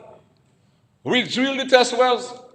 We drill the production wells without any minor incident, farthest one incident. They were calling for explosion. They said that we're going to facilitate and initiate. I never knew you could facilitate and initiate. Oof, wait, first one is that. All right? Afia. All right? Now, the plant is being built. The transmission lines, Mr. Speaker, and under the leadership of this government, the people of Dominica are going to have the most reliable and energy grid in the history of this country, Mr. Speaker, with geothermal coming on stream, Mr. Speaker. Right. That is a game changer for us in this country to actually give us the comparative edge to try to encourage energy-intensive industries, Mr. Speaker, in this country, and to create the environment for growth, Mr. Speaker. We are rooted, Mr. Speaker. The Labour Party administration is rooted. No. Rooted. You know what again? In peace. No. Rooted in peace? Yes. And grounded in what? But you have to know the thing. And driven by progress. And driven by what? Progress. Thank you, you know it very well. Grounded, rooted, and driven by progress, Mr. Speaker. Only Labour Party can do that. So my advice to you guys on the other side, as I close, my advice to you guys on the other side, it's not your fault. It's not your fault. It Honorable, not you guys. It's unparliamentary. Honorable members. The members of the Honorable House. It happens sometimes in the historical life of a country that political parties degenerate into interest groups. And that's essentially what the Workers' Party is. It has degenerated into an interest group, a collection of selfishness, Mr. Speaker, and self-interest. You cannot build a country by way of an interest group. So I'm saying that Honorable Charles, my good friend, is starting to gravitate. Don't gravitate, initiate, and come on board. Because you have a choice. Understand? My good friend from Salisbury, others. You understand? You don't have a choice. You don't have a choice. And my good friend, Mr. Paris, who ran outside, I started speaking. He told me I mess him up. But I was the one who messed him up. You would have voted, you know. I simply placed a motion before the Honorable House, and you voted, I mess you up. So I came down, hold on. What I will tell you to say, am I an instructor of AI, you know? I'm not. You said that. Sorry. So, Mr. Speaker, I support this measure, and I wish the Minister for Housing well. And, Mr. Speaker, may God bless this beautiful country, Mr. Speaker. May God bless this beautiful country, Mr. Speaker. For where we have come, okay, Maria, before that, Ophelia, Erica, I must start again, all right?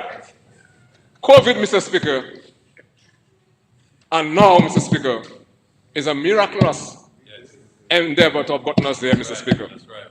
And, Mr. Speaker, long live the Dominican Labour Party administration, and long live Dominica. Thank you very much, Mr. Speaker.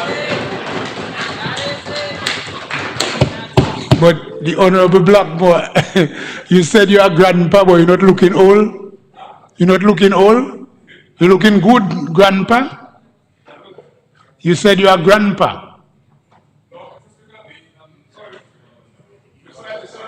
looking good, but if you said I'm looking good, you're not a good partner long before that. But I do not feel encouraged or amused when somebody tell me I'm looking good, a man. I prefer. No, focus on the grandpapa. What's that? The grandpa. Oh, thank you. Oh, grandpa. I thought you started looking good. I don't like that. But we're partners. All right. Okay, Senator, proceed. Thank you, Mr. Speaker. Mr. Speaker,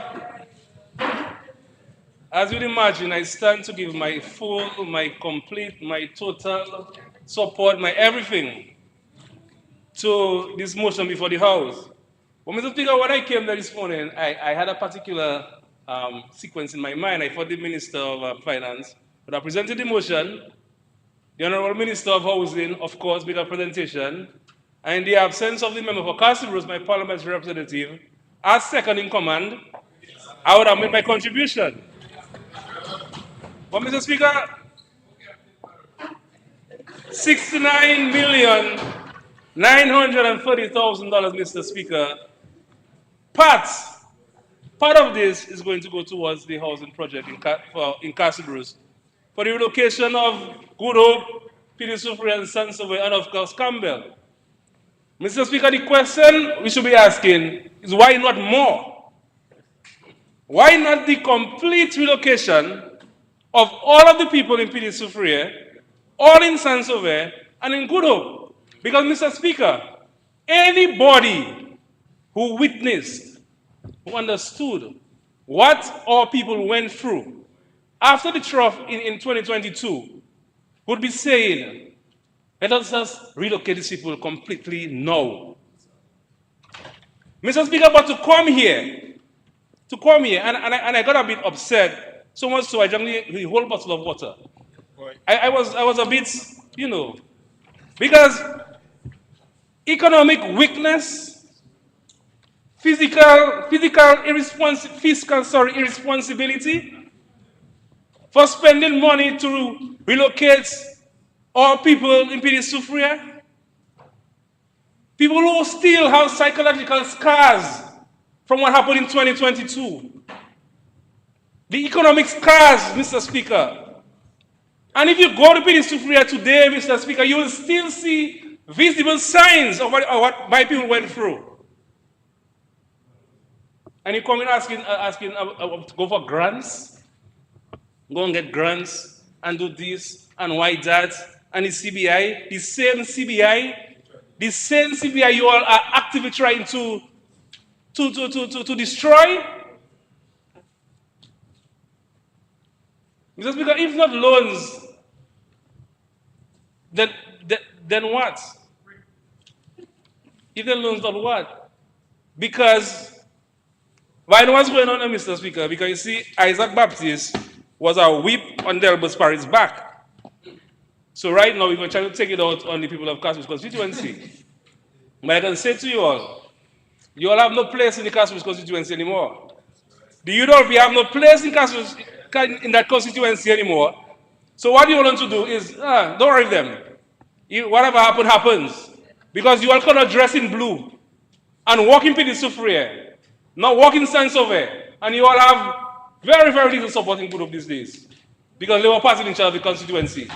Senator, please avoid speaking according to people's name in a negative tone, yes, who are not in Parliament. Thank you, Mr. Speaker. So I would ask you to withdraw. I withdraw, Mr. Speaker. Yeah, Mr. Speaker, this is extremely good news, Mr. Speaker, for the people of Good Hope, Sansovay, Pidi Sufri, and I'm sure for the residents of Campbell as well.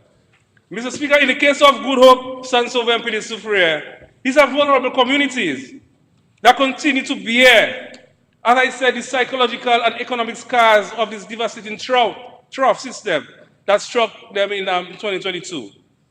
That event brought widespread flooding, landslides, and displacements. The impacts remain visible as of today. Mr. Speaker, on November 6, 2022, while the rest of the country was going about its business as normal, in the Castle Bruce constituency, we had activated a full-scale emergency disaster response. Full scale. Our constituency was completely cut off from the rest of the country. And even Within the constituency itself, some of the communities were inaccessible. Pidi Sufria suffered the most severe damage. There was a loss of life, Mr. Speaker. Today, some of the families remain displaced, among them Presley Duran and his siblings, who lost their father Henson Duran to a massive landslide.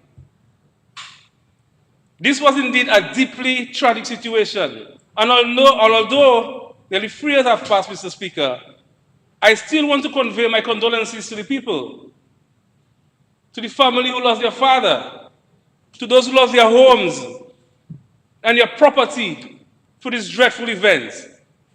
In fact, a few families have remained displaced since the trough in 2022.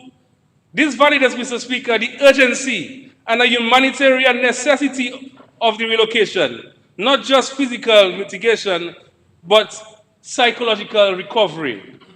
The announcement of this financing marks a significant turning point in line of the commitment by Prime Minister Skerrit to ensure the physical relocation of affected residents to safer grounds in Castle Bruce. I've had the opportunity to view the 3D designs of this project created by Corey Sav, and he did that during a presentation of a large cross-section of residents in the benefiting communities. And I can confidently say that the development will be a truly impressive edifice, offering a spectacular view of the Castle Bruce Bay, the Mont Tuapito, and the famous Castle Bruce Twin Islets. This product will feature 1, 2, and 3 bedroom units, along with green spaces for recreation and designated commercial areas.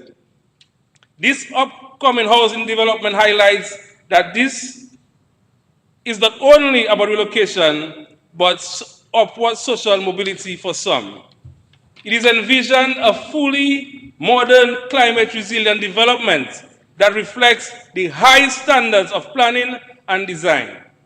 Importantly, every aspect of this project has been carefully considered, with valuable inputs from the community members who serve on the East Relocation Committee, ensuring that the final result meets the needs of those who will call this place home. The residents deserve the very best, and this government is making sure that they receive exactly that. In other jurisdictions, Mr. Speaker, governments may consider temporary housing for people affected by natural disasters.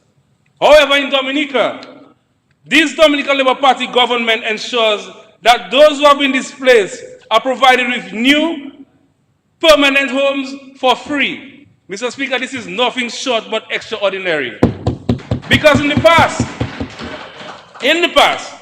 when natural disasters impact residents, people were largely left to fend for themselves. They were not given homes.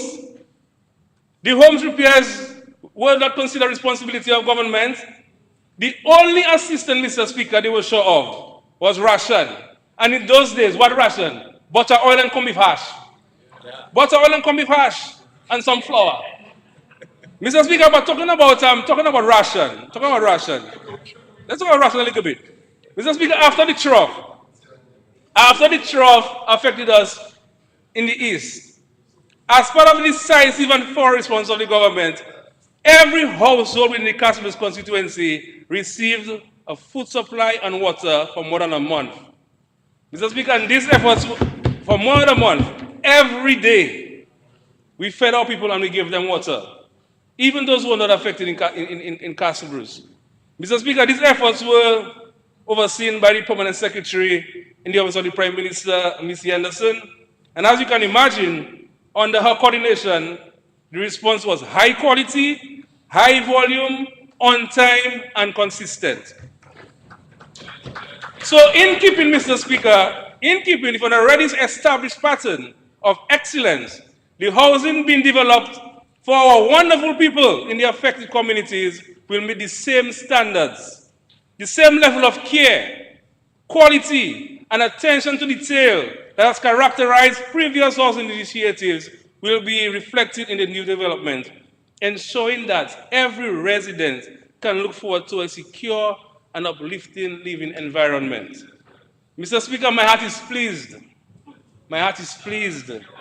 I am genuinely happy about the progress we have made to bring us to this juncture. The people of Good Hope, Saint-Sauveur, and Petit-Soufrière have exercised the highest level of patience and understanding. They fully recognize that a project of this magnitude will take time, yet at every stage, from the voluntary land acquisition process to the environmental impact study, to the draft designs and a host of other important activities, they were kept engaged and informed. They were part of the process and they understood the necessity of every step. The government acquired some over 23 acres of land, compensated landowners $1,519,370.85, Mr. Speaker, to date. Mr. Speaker, that money lying down in Castle Bruce. That money lying in Castle Bruce. $1.5 million in Castle Bruce today because of this project. This significant investment not only ensured the fair payment of the land, but also empowered many recipients to make meaningful improvements to their lives. Some landowners have used these funds to start small businesses, improve their homes, and invest in their family's future. I eagerly anticipate the employment opportunities that will be created once this project is fully underway. And I can say to Senator Paris, we have enough contractors in Castle Bruce and skillsmen in Castle Bruce. And just yesterday, one called me and asked me, Ostell, when you are giving the bids, because you want to bid for the project. And we have a whole list of contractors that are just waiting for the project to start. A few weeks ago, Mr. Speaker, I visited the site and witnessed that the land was being prepared for the start of construction. And I was very satisfied. The people of the Castle Bruce constituency, I want you to know this, that there's a committed team working tirelessly on your behalf. Your parliamentary representative and your senator are hard at work every single day, doing whatever is necessary to improve your lives and to ensure that you have access to every opportunity available. For me personally, in my very, very small role, nothing brings me greater peace of mind, Mr. Speaker, knowing that I'm able to make a difference in the life of our constituents. In my very, very small role, I'm a small fry. But, Mr. Speaker, whatever I do for them, Mr. Speaker, it gives me peace. Whether big or whether small, the effort is worthwhile. I know sometimes that things don't happen as quickly as you might hope, but this is the nature of life. This project stands a clear example of our perseverance. The government's commitments to housing will continue, whether for repairs, completion, or work started, or full constructions of the homes. And so I say to every resident in the Castle Bruce constituency, your time will come. Your time will come. Prime Minister Skerrit is your biggest champion. The love, admiration, care, and respect he holds for the residents of the Castle Bruce constituency have been demonstrated time and again. And as long as he's Prime Minister, you can be confident that all will be well. This is why he remains committed for the long haul. And while we're on this point, Mr. Speaker, while we're on this point of Prime Minister Skerrit being there for the long haul, I want to say a clear and direct message to our reporters from the media houses, both locally and regionally. Stop asking Prime Minister Skerrit when he will demit office. Stop it. Prime Minister Skerrit will step down when Prime Minister Skerrit decides the time is right. Until then, he has work to do. And we fully support him on that mission. We fully support him on that mission. Thank you, Prime Minister Skerrit, for all you have done and continue to do for the wonderful people of the Castle Bruce constituency. And to my colleague, Minister of Finance, if for any reason, within an extension of this facility, let's return to this honorable house post-haste. Because once this project is started, I want smooth sailing. We can already see 70 million, and some we get in. Some we get in. Not all. IFS. Not all. To all the residents and potential beneficiaries of this project from Good Hope, Sansove, and Pidisufre, I say thank you for your patience and for the positive attitude you displayed throughout the waiting period. Your understanding and resilience have not gone unnoticed. Many thanks must be extended to the Honorable Minister of Housing, Honorable Minister Skerrit, for strong and focused leadership, the Parliamentary Representative, Octavia Alfred, who I'm sure is quite pleased that this project is nearing the actual construction stage. Former Permanent Secretary to the Ministry, Dr. Kira Paul, for her devotion to the project and for her patience with me. I used to call PS so often on that project. At one point, I became a member of the committee. I didn't know how I ended up there, but she just started inviting me to the meetings because I was at PS every time. And the new Permanent Secretary, Mr. Sevre, he wasted no time. He picked up this vital project and ran with it, and he keeps me in the loop as well, and I truly appreciate that. I must also recognize the staff of the ministry, Nichols, Shanks Esprit, Dr. Genora Joseph, Gregory Vier, Kimberly Allen, and Lolita Raffle from the Housing Recovery Program, Chenny Laville and staff of Corisav, Jaiziah Benoit of True Blossom Essentials, the members of the Relocation Committee, and of course, Dennis Edwards and her team, because no money, no love. And of course, we must acknowledge the technical and financial support provided by our development partners who continue to stand with Dominica as we build a safer and more resilient future.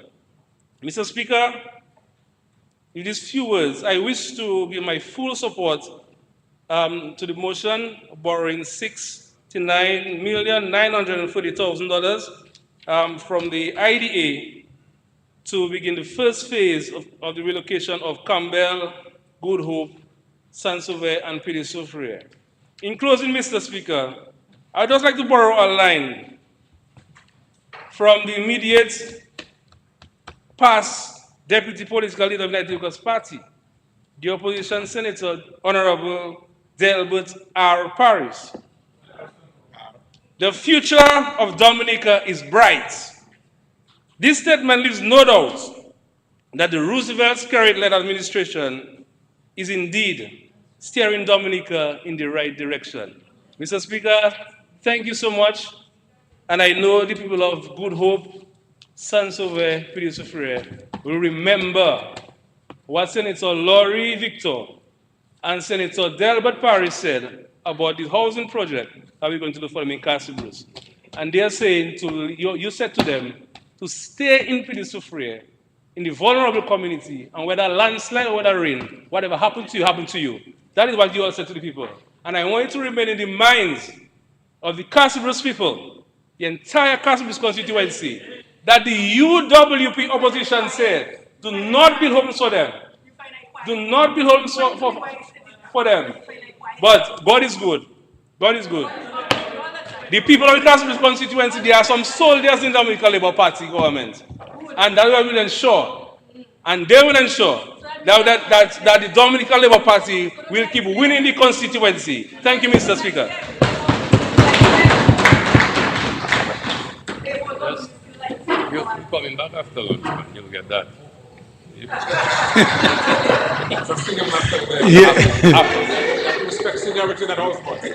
Yes, Honorable Dr. Vincent Desson, you are recognized. You may proceed. I think, thank you, Mr. Speaker. I know Honorable Charles will thank me for that because I think he will do better after he has nourished himself adequately. Mr. Speaker, I just want to make, according to one of my former colleagues, a brief intervention. I think the speakers before me, the two acting PAL reps of, the former PAL rep of Maho and the Maho constituency, as Minister of National Security, Senator Blackmore, of course, Senator Hostel, Lockhart. And I think they have acquitted themselves masterfully. And I would say the past is the past, but the future is the future. And it's bright with labor. So, Mr. Speaker, but Mr. Speaker, I just want to, I don't think I need to say more about the importance of this load. I think we have heard enough from the Minister of Housing in her very, very insightful, you said? Informative presentation. She gave us some figures and facts that are very important to consider. Very, very important. Thank you for putting that in the record of the House. I think that is something that needs to be shared, distributed, so people are reminded of the investments that we've made over the last several years in housing development in Dominica. And of course, the colleagues before me have spoken to the importance of this. But I just wanted to put sort of a different spin on things. And I will say something that will make those on my side a little nervous at first. I really wish we didn't have to come to this house to take a loan for this. This is money that should be coming from the Global Climate Fund. So you relax now, you can breathe. My point is, climate change is the reason why we're here. Climate change is the reason why we're here. The impact of climate change is the reason why we're here. The last time I remember doing an exercise, and FSU will correct me if I'm wrong, obviously you cannot stand and do it, although there's some new precedent in the House, perhaps you can have a seat. And I guess with the impact of climate change, remember we did the exercise, and we've seen that our debt stock, almost 50% of the debt stock, is to respond to the impact of climate change. And that is what we're doing here again. I recall, and Senator Lockhart, I remember the work you did, you and Honorable Alfred, after the passage of that event in 2022. It was frightening. I spent a lot of time there, not only for the politics of it, but I spent time there with, at the time with Esprit, Nicholas Esprit Shanks. He was the one responsible to mobilize the clearing of the area, man. This was almost, it looked impossible. I remember Chris Walter and his team up there spending, days and just kept working late in the night trying to clear the site. So it is well deserving, and I'm very happy that some people can be given peace of mind. But the fact that we have to come to the parliament to borrow, to respond to the impact of climate change should invigorate us to continue on our fight for climate justice. About 2 weeks ago, I was in St. Kitts and Nevis, and I spoke as the outgoing chair of COFCOR, the Caribbean Foreign and Community Relations Committee. And I made the point that no matter what happens in the world, no matter who is running any major capital in the world, small island developing states must continue to make the case for climate justice. We have to hold the developed countries responsible for the impact of climate change. And we having to come to the parliament to take $226 million to build the East Road, to build climate resilience, to get rid of the vulnerabilities that we have, traversing from Bois Diab all the way to Hatton Garden. That is what we try and, that is what have caused us to indebted ourselves so much. And now with over $116 million from Lubia to Bagatelle. So far, that is just part of the cost. That is just part of the cost. So take it easy in a minute talking. I don't have no acting pal rep, although I heard there are a couple in Granby. But, Mr. Speaker, the point is, we are making these investments to get rid of vulnerabilities. We are trying to get rid of vulnerabilities by building bridges, getting rid of dangerous corners, and we know the road failures that from especially entering Pichelin, member for the Pidit-Savon constituency. Dangerous situations. We have had to extend our borrowing. So when we talk about debt to GDP, and I really wish said it out, Paris was in there. Because when you talk about debt to GDP ratio, we need to understand what is happening there. You need to understand how we got there. And I'm very happy that the Prime Minister, the former Minister of Finance, was able to explain to us how we were doing prior to the passage of Tropical Storm Erica. With our debt to GDP ratio being one of the lowest in the Eastern Caribbean at the time, about 72%. But over the years, successive disasters have forced us to increase our indebtedness, and our pursuit to climate resilience has been a very expensive undertaking. But one thing, rest assured, the next event will be better positioned. We will be in a better place. More of our people will be at peace, knowing that the damage will not be as expansive, will not be as we saw after the passage of Tropical Storm Erica and Hurricane Maria. That is what we are investing in. So to be bothered about the debt to GDP ratio, so let's go to the debt to GDP ratio. And that's why I wanted to speak, because I felt it was important to make a couple points. One, the fact that the International Development Association, they like to call it IDA, the fact that IDA, a part of the World Bank Group, is able to extend a loan to Dominica, it says that Dominica is fiscally prudent, Dominica is fiscally responsible, Dominica can manage funds, and Dominica can account for funds. That's the first point I want to make. World Bank is not going to give you their funds if you do not tick all the boxes. And trust me, for the World Bank, there are many, many, many boxes to tick. And for us to meet the requirements so that we can continue to access World Bank funds. FS, thank you very much. Minister of Finance, thank you very much. Because we have demonstrated to them that we are responsible. But the second point I wish to make with regards to World Bank borrowings, I encourage UFS and Minister of Finance to take all the IDA loan that you can.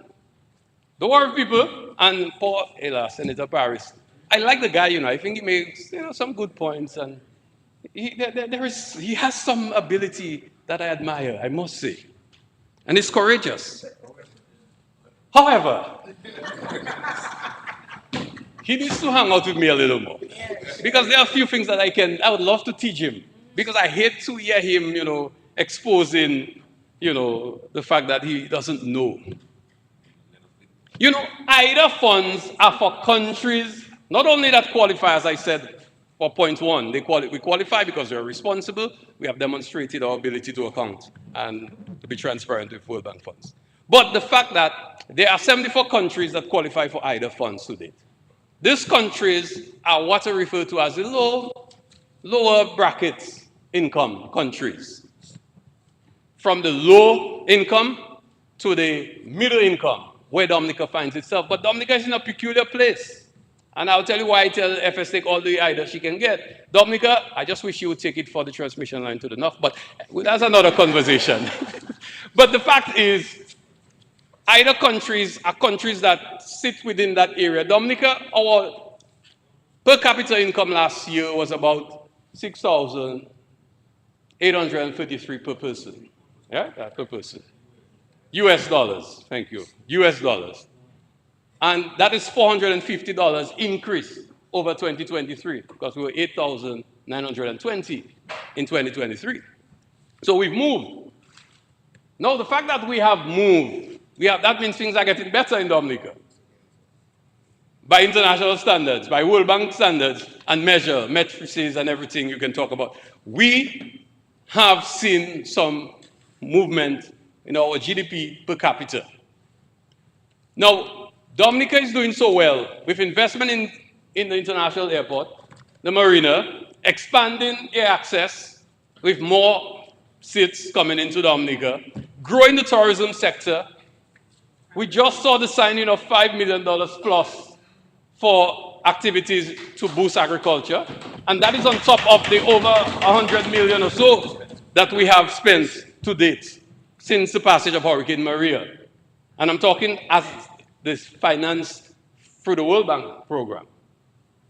That is not the total investment in agriculture, but those related to the World Bank. So have we seen all of this expansion of the economy?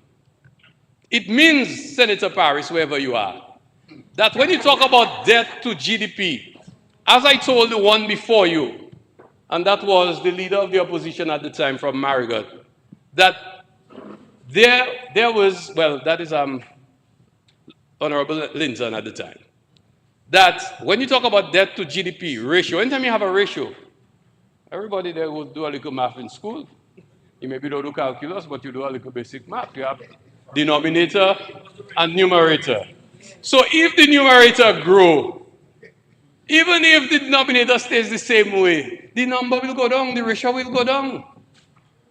So what we will see is that without getting rid of the debt stock, we can reduce our debt to GDP ratio, because what we will be doing is that, in fact, we will be getting better. No, you want it decrease. Your debt has to be lower because you want a smaller number. What you're trying to get is about 60. What we are now is much higher than 60. So as the economy grows, we expand the activities, we'll be better off. We'll be better off. So we have to be able to ensure that we keep growing the economy. And the things that we're doing are to ensure that we grow the economy. And when you build in resilience, it means that you have lesser impact from natural events. So if you have a bridge like the bridge in Roseau that we built prior to Hurricane Maria, when the hurricane comes, what happened to the bridge? Nothing. So that's the money you don't have to spend again. So what we're doing is building now in a manner that will eliminate the need to rebuild. Because we're bringing in the whole concept of resilience in everything we're doing. So my brother, don't worry yourself. You know, as they say, let not your heart be troubled. We are building a Dominica to ensure that we have the ability to do those things. And I am very happy that we come into Parliament today to ensure that we can take some of the steps necessary to bring comfort to the people in Saint-Sauveur, Petit-Soufrière, Good Hope, Toronto, Deepa, some in Castle-Bruce, especially the people of Campbell. I remember, boy, I really in this thing for a long time. I think my long haul retreat hostel.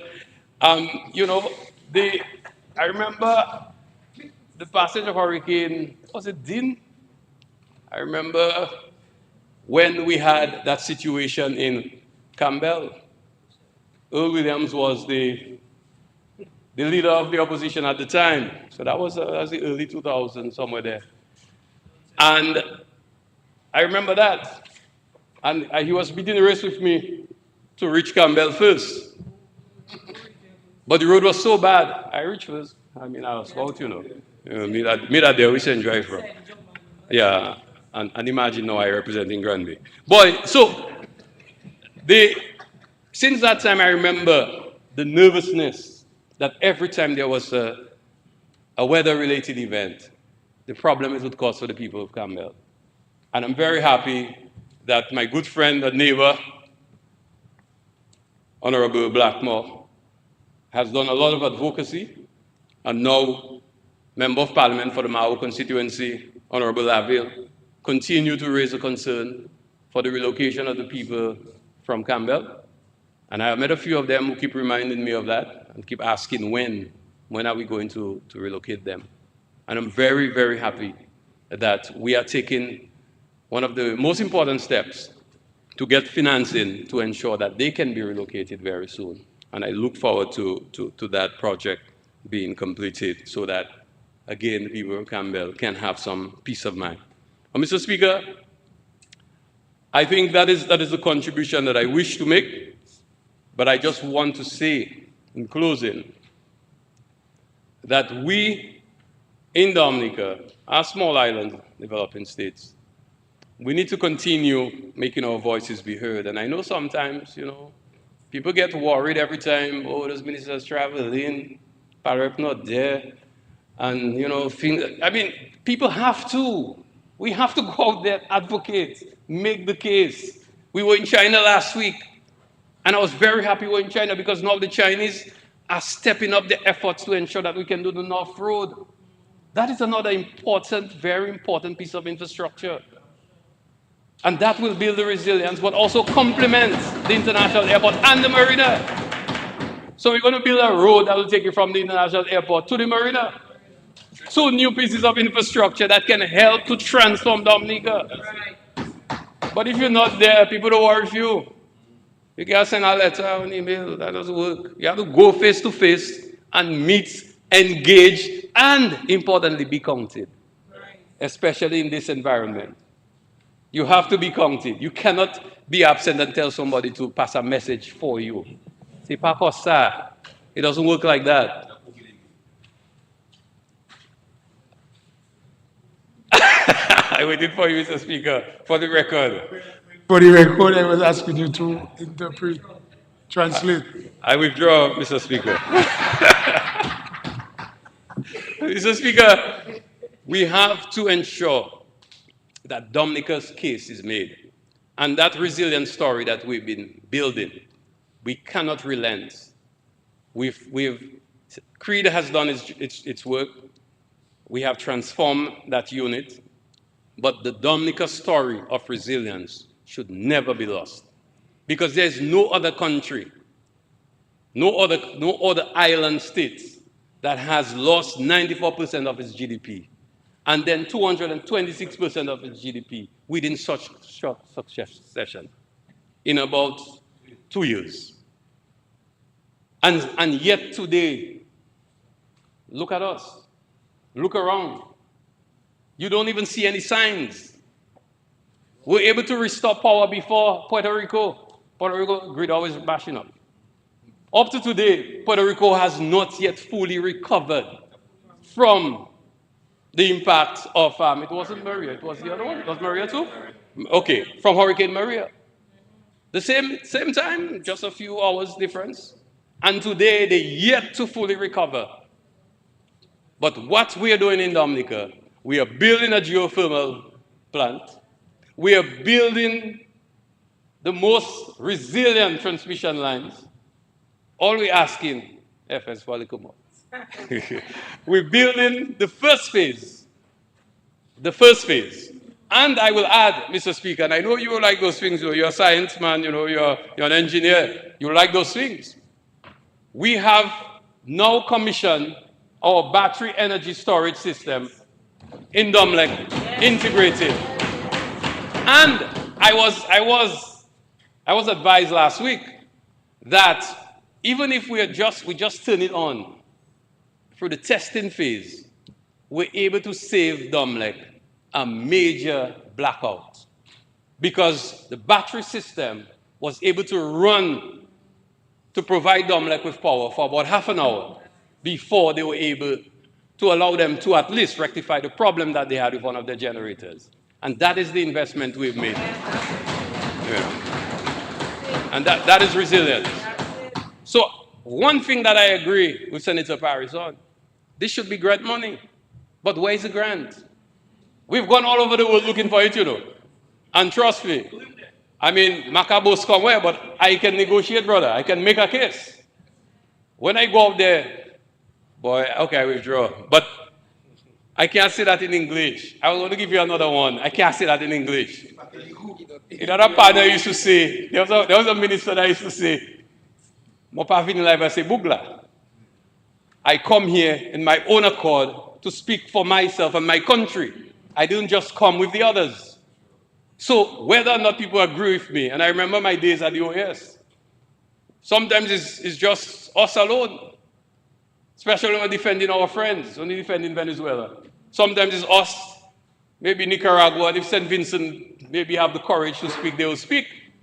But sometimes it's us alone, and we're fighting them. So when we go out to represent, we represent. But we have to continue to make the case for climate justice. So Minister of the Environment, when you go out and you send your staff out, they shouldn't run and hide because there is a new sheriff in town in Washington. Because there's been a change of administration that said they don't want to hear about climate change. We're not going to bother them. We'll not go to them and ask them to give me a little help because climate change. But when we go to the international forum, we cannot relent because we're afraid that we may offend somebody. We have to continue to make the case, but at the same time, we need to be able to show the world what we've been able to do for ourselves. How we've been able to take our CBI money and take us so far. And to date, we're saying now that we need to take advantage of the funds from the World Bank because there will come a time when we will not qualify for it. That was the point I needed to make. Because we are already so high. We almost upper middle income. When you get there, you graduate. That's what they call it. You graduate. You will hear leaders making that case, especially Barbados, the Bahamas, Antigua and Barbuda. They've graduated. So they do not qualify for idle funds. And the importance for those listening, idle funds is the cheapest rate that you can get of borrowing that you can get anywhere. Anything other than that is free money. 0.75% interest plus a grace period, 10 years. Gives you the breathing space to put your house in order, do what you have to do, and prepare to repay that loan so that future generations will not be burdened by your action because we have enough time to prepare. But the fundamental role of the state is to ensure that it can provide for the citizens of its state.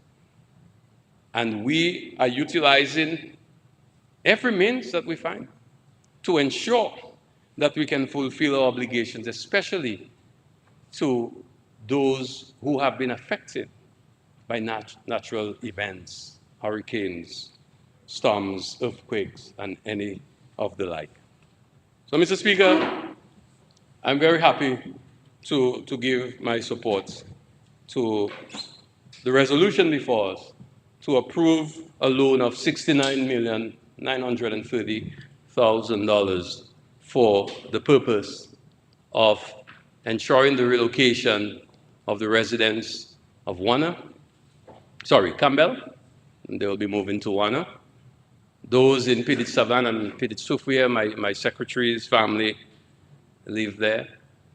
Those people in Dipa, Toronto, Mopo, and other areas of Castlebrose who will benefit from this, as well as the other activities which will be carried out. I didn't speak to the marketing, but I'm very excited about that. Very excited, and I don't need to say why. I think this is a very progressive step, and I do hope that we will use it not just judiciously, but to ensure that we have maximum impact. Maximum impact. I just hope we don't just shoot, but we have to tag it and ensure that we can bring people to our shores and to ensure that more money can circulate in our economy, increase stayover visitors, and ensure that we can build a more robust economy around tourism and, of course, complementing the activities of agriculture or the activities that our people are engaging to earn a living. Especially, of course, my good friend from Granby will be very happy. More tourists for him with his nice new bus. He can, and that, the people offering Airbnb. Airbnb is a word that I find difficult for most of us to say, just like Kempinski. You realize that? You don't notice that? Okay, but Mr. Speaker, it will be an opportunity for for our people to really earn a living and to see a shift in the economy as we grow the tourism sector. So I'm very, very happy that we've come to the Parliament to take those measures, and I hope that, in fact, they will be implemented as planned with the efficiency and the accountability that they require. Thank you.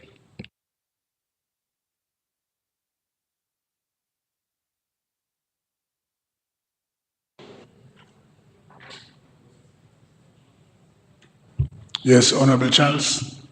Mr. Speaker, I rise to give a contribution on this resolution. Um, Before I give or ask for permission to refer to some notes time to time. Permission granted.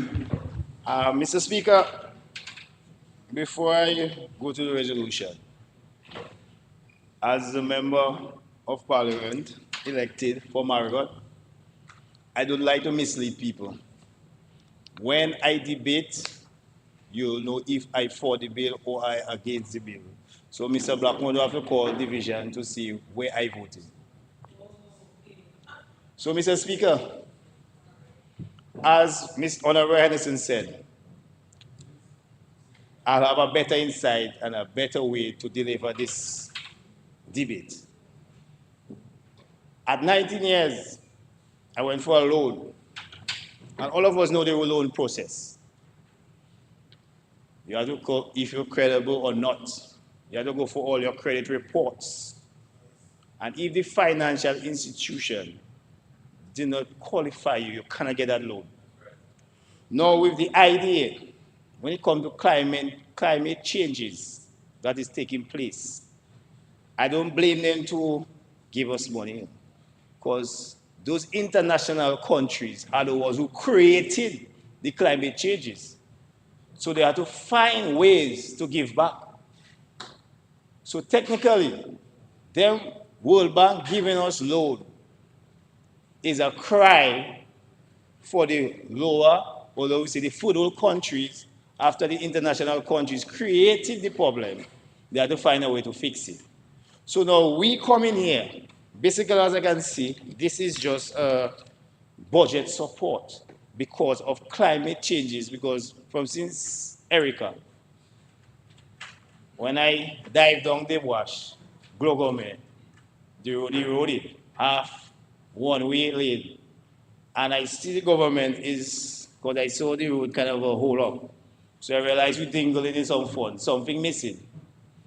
Because I wanted to go up for it to reach Marigot, because there's some roads, two budgets ago, just dwindling in the air there, it not reaching Marigot. It just not reaching Marigot. But it will reach eventually. But I want bells to fix so it can reach Marigot. So the other minister that watching across the road, I wanted to reach Marigot. But for it to reach Marigot, we have Cassie Bruce. Because Marigot is very resilient when it comes to climate. For one, I know. It's very resilient. But sometimes we cannot take too much.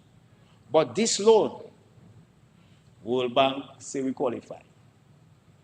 I know it have plenty of accountants and the FS and the World Bank say we qualify. So if World Bank, one of the most credible institutions, said we qualify, why not take the loan to do a budget support?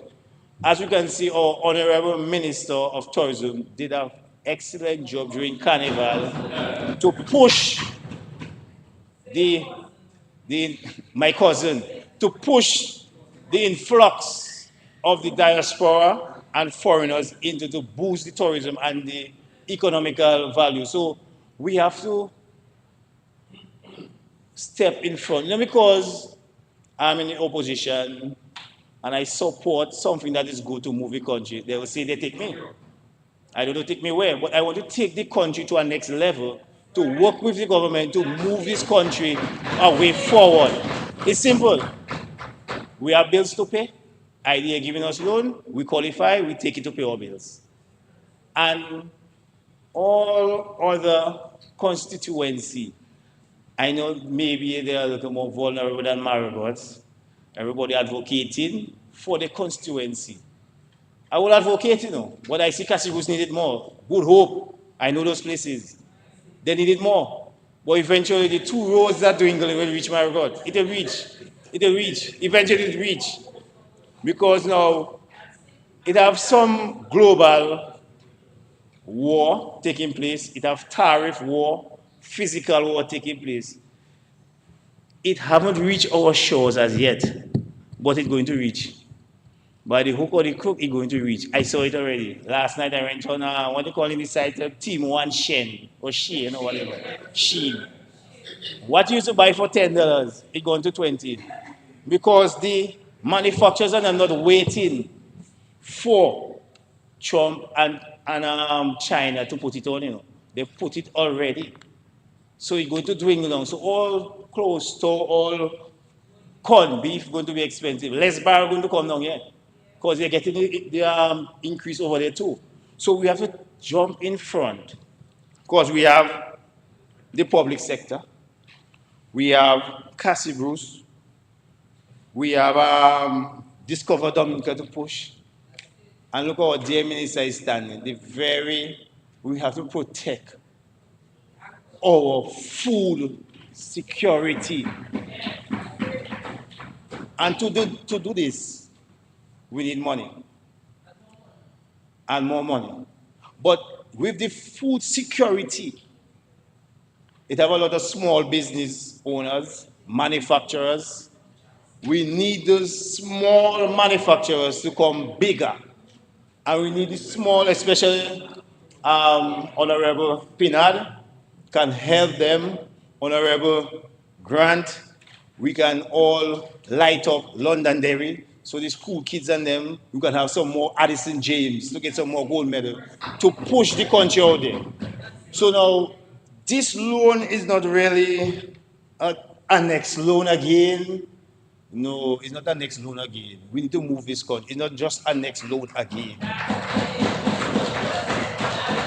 I know the World Bank know how much loan we have. I know the World Bank knows how much loan we have. He know, or the World Bank know, if we're credible or not. So if the World Bank want to give us money and we cannot pay back, but it's not making sense. The World Bank giving loans to credible people.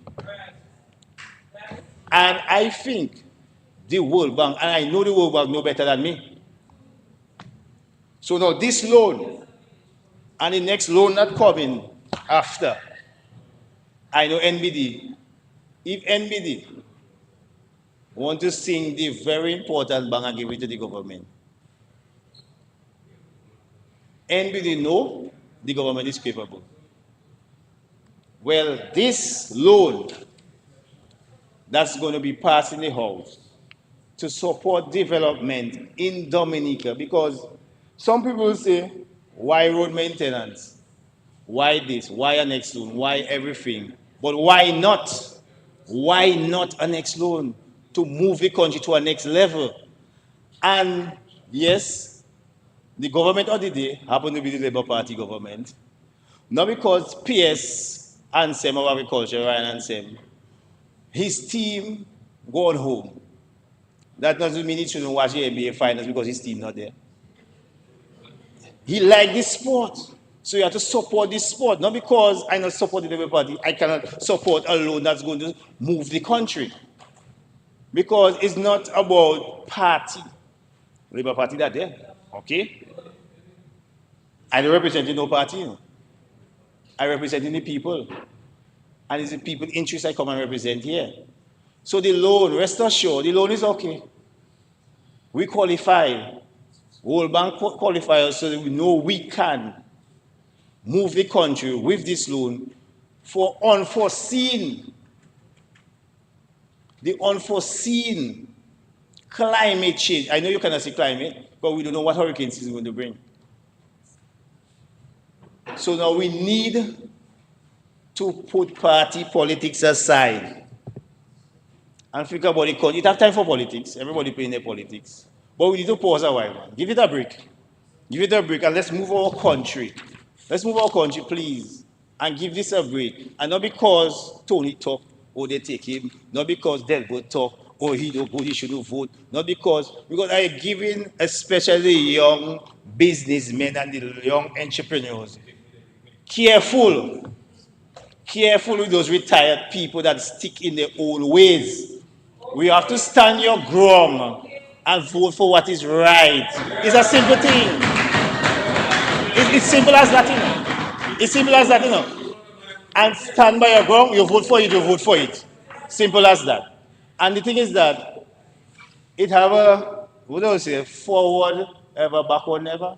But we have to go forward, it's forward we want to go. It's forward to go, it's forward we have to go. Not want to, we have to go forward. Not stick in our old politics and stick in our old ways about, oh, if it's not you, nobody else cannot do it. You're not there. Labour Party are there. Let us help the Labour Party move the country, simple as that. Yes, not everything we're going to agree what they're doing. But I didn't come here to fight with nobody. I come to help them move the country. So if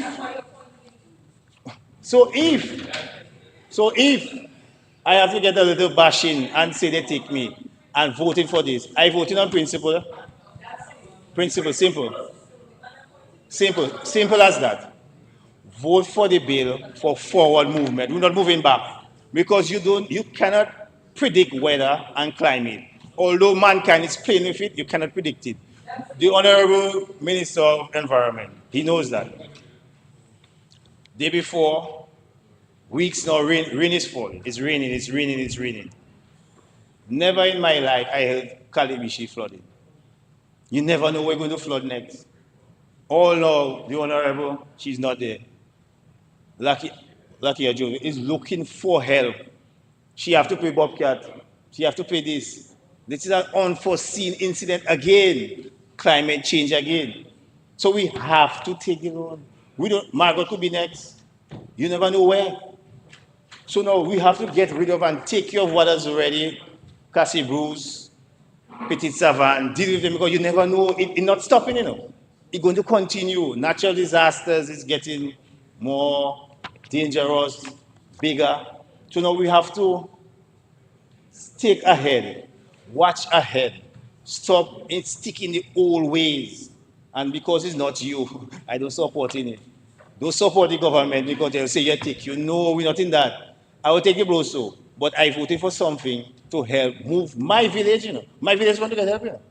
Because the Honorable Minister of Public Works passing through. So you see when the road's bad, you see the lighting, he will set it up. I know when I call and I message him, he take 2 days to answer, but he'll answer. And he tell me, yeah, I'm working on it because he go and look on it and he's working on it. Because it's so I want to move my country, you know. He's message him and tell him, fix that for me, please. He's messaging Minister of Finance, I say, we need that done, you know. His message Honorable Blackman say, hey, the police station now need this. It's so I want to move country. I don't want to do, oh, I'm not in Blackmore business. No, I'm not in that. I want to talk to Blackmore. I want him to, Honorable, sorry. I want him to help. I want the Honorable Minister of Agriculture to fix Captain Bruce. It's just swinging around in the air there. Since last watch, I wanted to fix it. So now we have other things to fix. But as he said, come in. But let's move forward. Get this idea money that you already qualified for and fix what we have to fix because it have more coming. But we can never stop fixing things. Because climate, you cannot see what climate is going to give you. So let's move forward. Get this done and move the country. Simple as that. I thank you.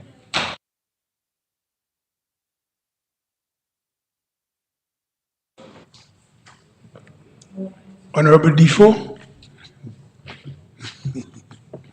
Take it easy. Honorable Defoe, you may proceed.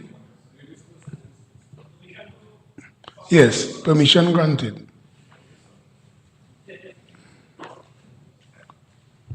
Honorable Defoe have been on his feet several times, so let's allow him to speak.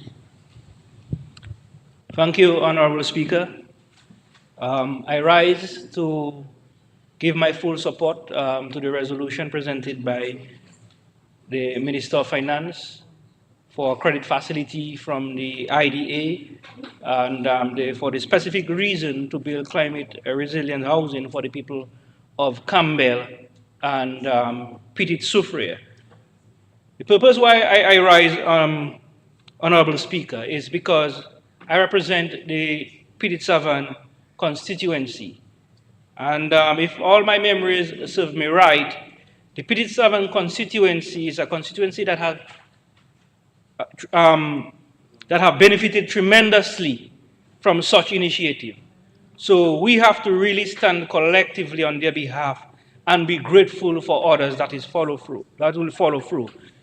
In recent memories, we know in 2015, the tropical storm Erica caused the massive relocation of 2 communities within that constituency, and that is sort of unprecedented, Honorable Speaker.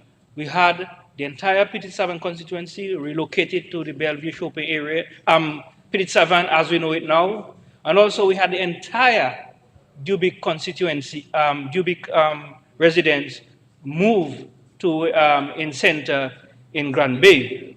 And both intervention at a tremendous cost. The Honorable Minister of Housing earlier gave the cost of relocation of the Petit-Savan residents to Bellevue-Chopin, approximately $29 million. And I would believe, it would be in the tens of millions also for the move of the Dubic residents. But furthermore, for the Dubic residents, the first intervention, Honorable Speaker, we saw the building of the Petro Casas. But this Labour government felt, as time has modernized and gone on, at the time the intervention was meaningful and welcome, but we felt in modernization and with new climate resilient mission that we are on, that we could do even better for them. Any other government in another place would say, well, these people have already received a home, leave them in their business. But we say no. So we have put down 54 units we had for the residents from Dubic. And we tell you, no, we're going to do much better than that for you. And this government have decided, out of the 86 Honorable Blackmore mentioned, the units, well, some additional more that were done, so it's more than 86, we're in the 90s in this entire housing complex in Center. More than 50% are going to the residents of Dubic who previously held protocasas, and some additional single parent persons will receive additional housing. So I felt I had to stand and to give my support, because now is the time for another community to benefit. The people of Campbell, for a long time, even maybe preceding Hurricane Maria, the people of Petit Soufriere, Saint-Sauveur, Good Hope, very recently, they deserve their chance. And the senator from Laurie said, Kulibistri, but I do not believe this government, knowing its track record, will ignore and forget Kulibistri. And I am sure within my time within this government, I think I have quite a number of services to give. I will see Kulibistri be addressed, including other communities in Dominica. And even prior to the intervention, there was a previous one years before Petit-Savan and Dubic, which is even Bellevue-Chopin, Honorable, yes, even Bellevue-Chopin, where we had a landslide, and the first housing project was built in Bellevue to just take off people who were living close to the edge, vulnerable to landslide. So if you act collectively, all of these specific interventions that are done, these 3 major ones, you can imagine the sheer cost just to move people from vulnerable areas, all because of extreme weather event. So I just wanted to say that to support the Honorable Prime Minister's and the member for Vieca's point that a lot of government borrowing to date, over 50% of the debt that we speak of, is to respond to these natural events, none of us know the hour. So as they come, you have to deal with it. And God bless that perhaps we can still qualify for the NDA, as the honorable member from Granby said, and his advice to the FS, take as much as we can now, because we do not know, because the way in which Dominica is developing, I foresee maybe in the next few years that we cannot qualify for IDA, as has happened to some of our neighbor sister islands, Antigua, St. Kitts, Barbados, because I have been, as a civil servant, in many projects that include these countries, and I was so shocked to learn that these countries cannot qualify because of they have graduated. But graduation is not a bad thing, Mr. Speaker. Graduation is a good thing. For all of us who attend school would know that, I mean, graduation is one of the best things you look forward to. But I also heard some, so I have made this point and giving gratitude for what we have received and that we want to see it for others. But I heard some points from the other side and astuteness and analysis. Mr. Speaker, I know your history, science, mathematics too. I love science, and some of us were there. So we love figures and we understand them quite well. And some of us have very good knowledge and use of statistical tools and analysis and so on. And when I was in university, not long ago doing masters, my professor accidentally gave me some wrong data to do a major assignment. I spent all night using all manner of statistical tools Excel has to offer and other types. And I just cannot seem to come up with an answer that makes sense based on the context of the assignment. I didn't sleep at all. So next day I went to her. She's my very good friend, a very senior professor in the region. And I tell her, but I don't understand. That doesn't make no kind of sense. So she looked at it and she said, oh my God, she apologized, Julian. This is the wrong data after spending all night. But she told me, Julian, you know something? You're a smart boy. I said, but what do you mean, Professor? He said, Julian, no matter how much good we are in science and numbers and analysis, when something does not make sense and you look at it, common sense alone should tell you that these figures did not make sense. And I say, what? After all that hard work, all night, trying to make numbers make sense, but just to realize that I knew myself, I knew that doesn't make sense. But I mean, it's an assignment, and I have the tools and things. She told me, Julian, common sense is the number one sense, no matter how much we are scientists. If you look at something and it does not make sense, then it does not make sense. So I will say one thing to dispel all the analysis and statistical and so on. So the second part, Mr. Speaker, is as parliamentary representative, I mean, you are privy to a lot of things, and many of which are confidential. Constituents, those who are highly qualified and astute, and those who are working very hard, some of them on the any cleanup and beautification crew, and so on, and those doing otherwise. And I have, over time, come to realize a fair amount in the bracket of astute and high academic credentials. Their financial problems compared to the other cadre of people, there's a great indifference, a variance, I would just say. They are usually the one mostly in debt, cannot survive. And I'm wondering to myself, but I mean, how come you're so smart and have all this, but you accumulate all this bad debt?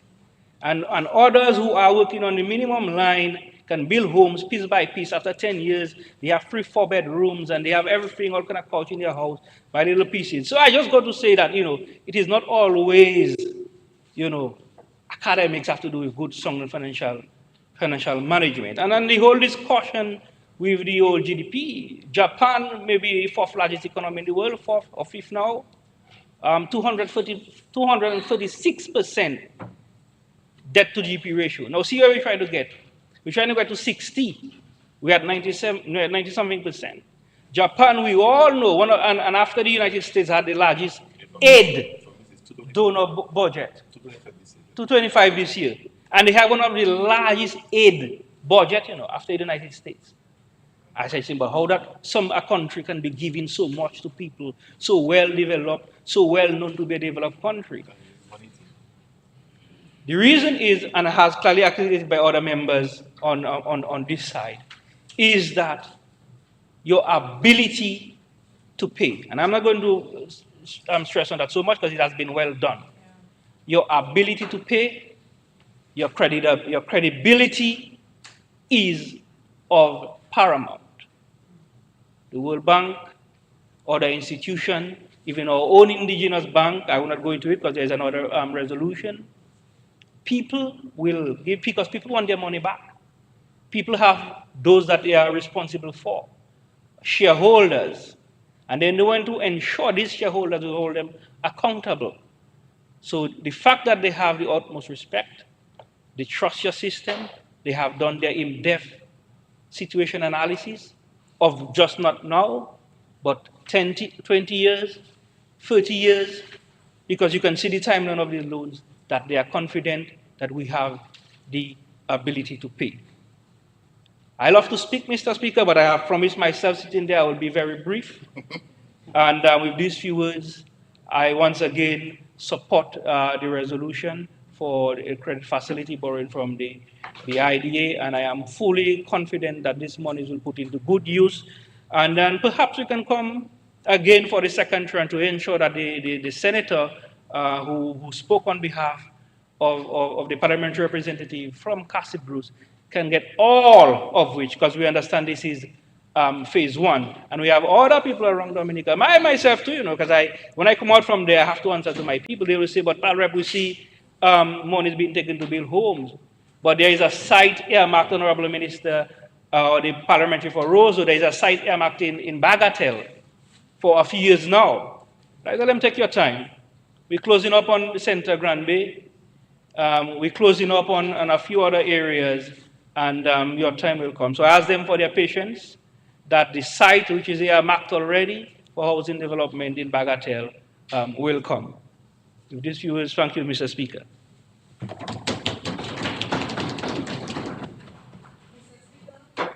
I rise to support the resolution. You have to be recognized by the chair, but yes, you may proceed. I got to recognize Proceed. for the credit facility of over 69 million EC dollars. And I had to rise, Mr. Speaker, when I heard Discover Dominica Authority is getting a large chunk of that money to continue marketing Dominica. As you know, Mr. Speaker, Dominica is advancing on the international stage as a premier destination, and that is through the hard efforts of this government over the years to transform the economy, the investments we have made in increasing access to the destination. First, we moved from having no night landing to night landing, the extension we did at the airport, which allowed us to welcome a second direct flight from the United States on United Airlines. I'm not even talking about the direct flight on American Airlines. I'm talking about the investment we had to make over, I think, 20-something million dollars to extend that runway so we could receive larger aircrafts. And sometimes we underestimate the amount of money the government has to spend to increase access to the destination. So I wanted to make that point that we have done a lot to ensure that more people can come to Dominica. And we must not fool ourselves. Even if we are brothers and sisters in the Caribbean and we say we are one Caribbean and one OECS, it's a very competitive market. And most people do not like to overnight or spend hours waiting in an airport to catch another flight. And most people don't even like to go on smaller aircrafts. And so it's very important that as a destination, we can increase direct flights to Dominica. And so as we prepare for the grand opening of our international airport in 2027, we have to keep the momentum, Mr. Speaker. And that is why those funds are coming handy for us to continue our niche marketing. We are very careful, Mr. Speaker, so I can give the FS and the Minister of Finance the confidence. Those monies will be well spent in key source markets. We are promoting Dominica for diving, wellness, agro-tourism. So we are very focused marketing for this destination. As you have seen, Mr. Speaker, over the few months, we have done some road shows in critical cities like New Jersey. We'll be going to Colorado, California, where there is a demand where there is an increased interest in Dominica, Mr. Speaker, to continue to market the diverse and unique products that we have in Dominica, Mr. Speaker. So, Mr. Speaker, I really want to thank the Minister of Finance and his team for their hard work. It is because of our fiscal responsibility that we're even able to contract a loan of that size, Mr. Speaker. So I want to commend this government for its hard work in ensuring that Dominica remains a fiscally prudent managed economy, Mr. Speaker. But, Mr. Speaker, I really wanted just to make that point until I heard Mr. Delbert Paris, Mr. Speaker, Senator Paris. I know he walked out again, Mr. Speaker. I don't know how, people being paid to be in the house. feel it's okay to just walk out at any time, Mr. Speaker, when we're dealing with serious business, Mr. Speaker. But, Mr. Speaker, as an aspiring leader, young leader of the United Workers' Party, Mr. Speaker, I was very disturbed when I heard his comment. Well, he's still an aspiring leader. Whether he was fired or he resigned, I don't know. He's an aspiring leader. And so, Mr. Speaker, I'm not sure where he was after Hurricane Maria. I'm not sure if he had the comfort of his house. But I know where I was because I lost over 16 people, Mr. Speaker. And even if my roof was damaged, I had to find myself at the homes of the families where most of the homes were washed away by the ravine in Point Michel, in Subuli, Mr. Speaker. And I lost some families in Scott's Head, Mr. Speaker. And for me as the PAL rep to face those people and say to them that I'm going to call the FS to find out our debt sustainability analysis, to get the spreadsheet with the numbers, before I can tell those people that this government has your back, Mr. Speaker, I find it very, very reckless statement to make that we should focus on finding grant financing before we can tell the citizens of Dominica, the vulnerable families who are impacted, that we can assist them and give them the comfort that will give them a resilient home, Mr. Speaker. I find that very concerning, that to say that because that housing should be financed by grant funding only because you don't have commercial returns, Mr. Speaker. So, Mr. Speaker, he's equalizing the life and comfort of the dignity of the people of Dominica to profits, Mr. Speaker. Very reckless statement by an aspiring leader and a senator in this house to equate the lives and livelihoods of people, the people of Petit Soufriere, the people of Good Hope. I drove up there after the trough system, Mr. Speaker, and I was in total shock. The devastation that occurred in that part of the area whilst I was having Fête La Poète in Point Michel, Mr. Speaker. I was there enjoying myself at Fête La Poète, and destruction on the other side of the country. We did not start this war of climate change, but we are on the front line, and we have to protect our citizens. And it doesn't matter what it takes, Mr. Speaker.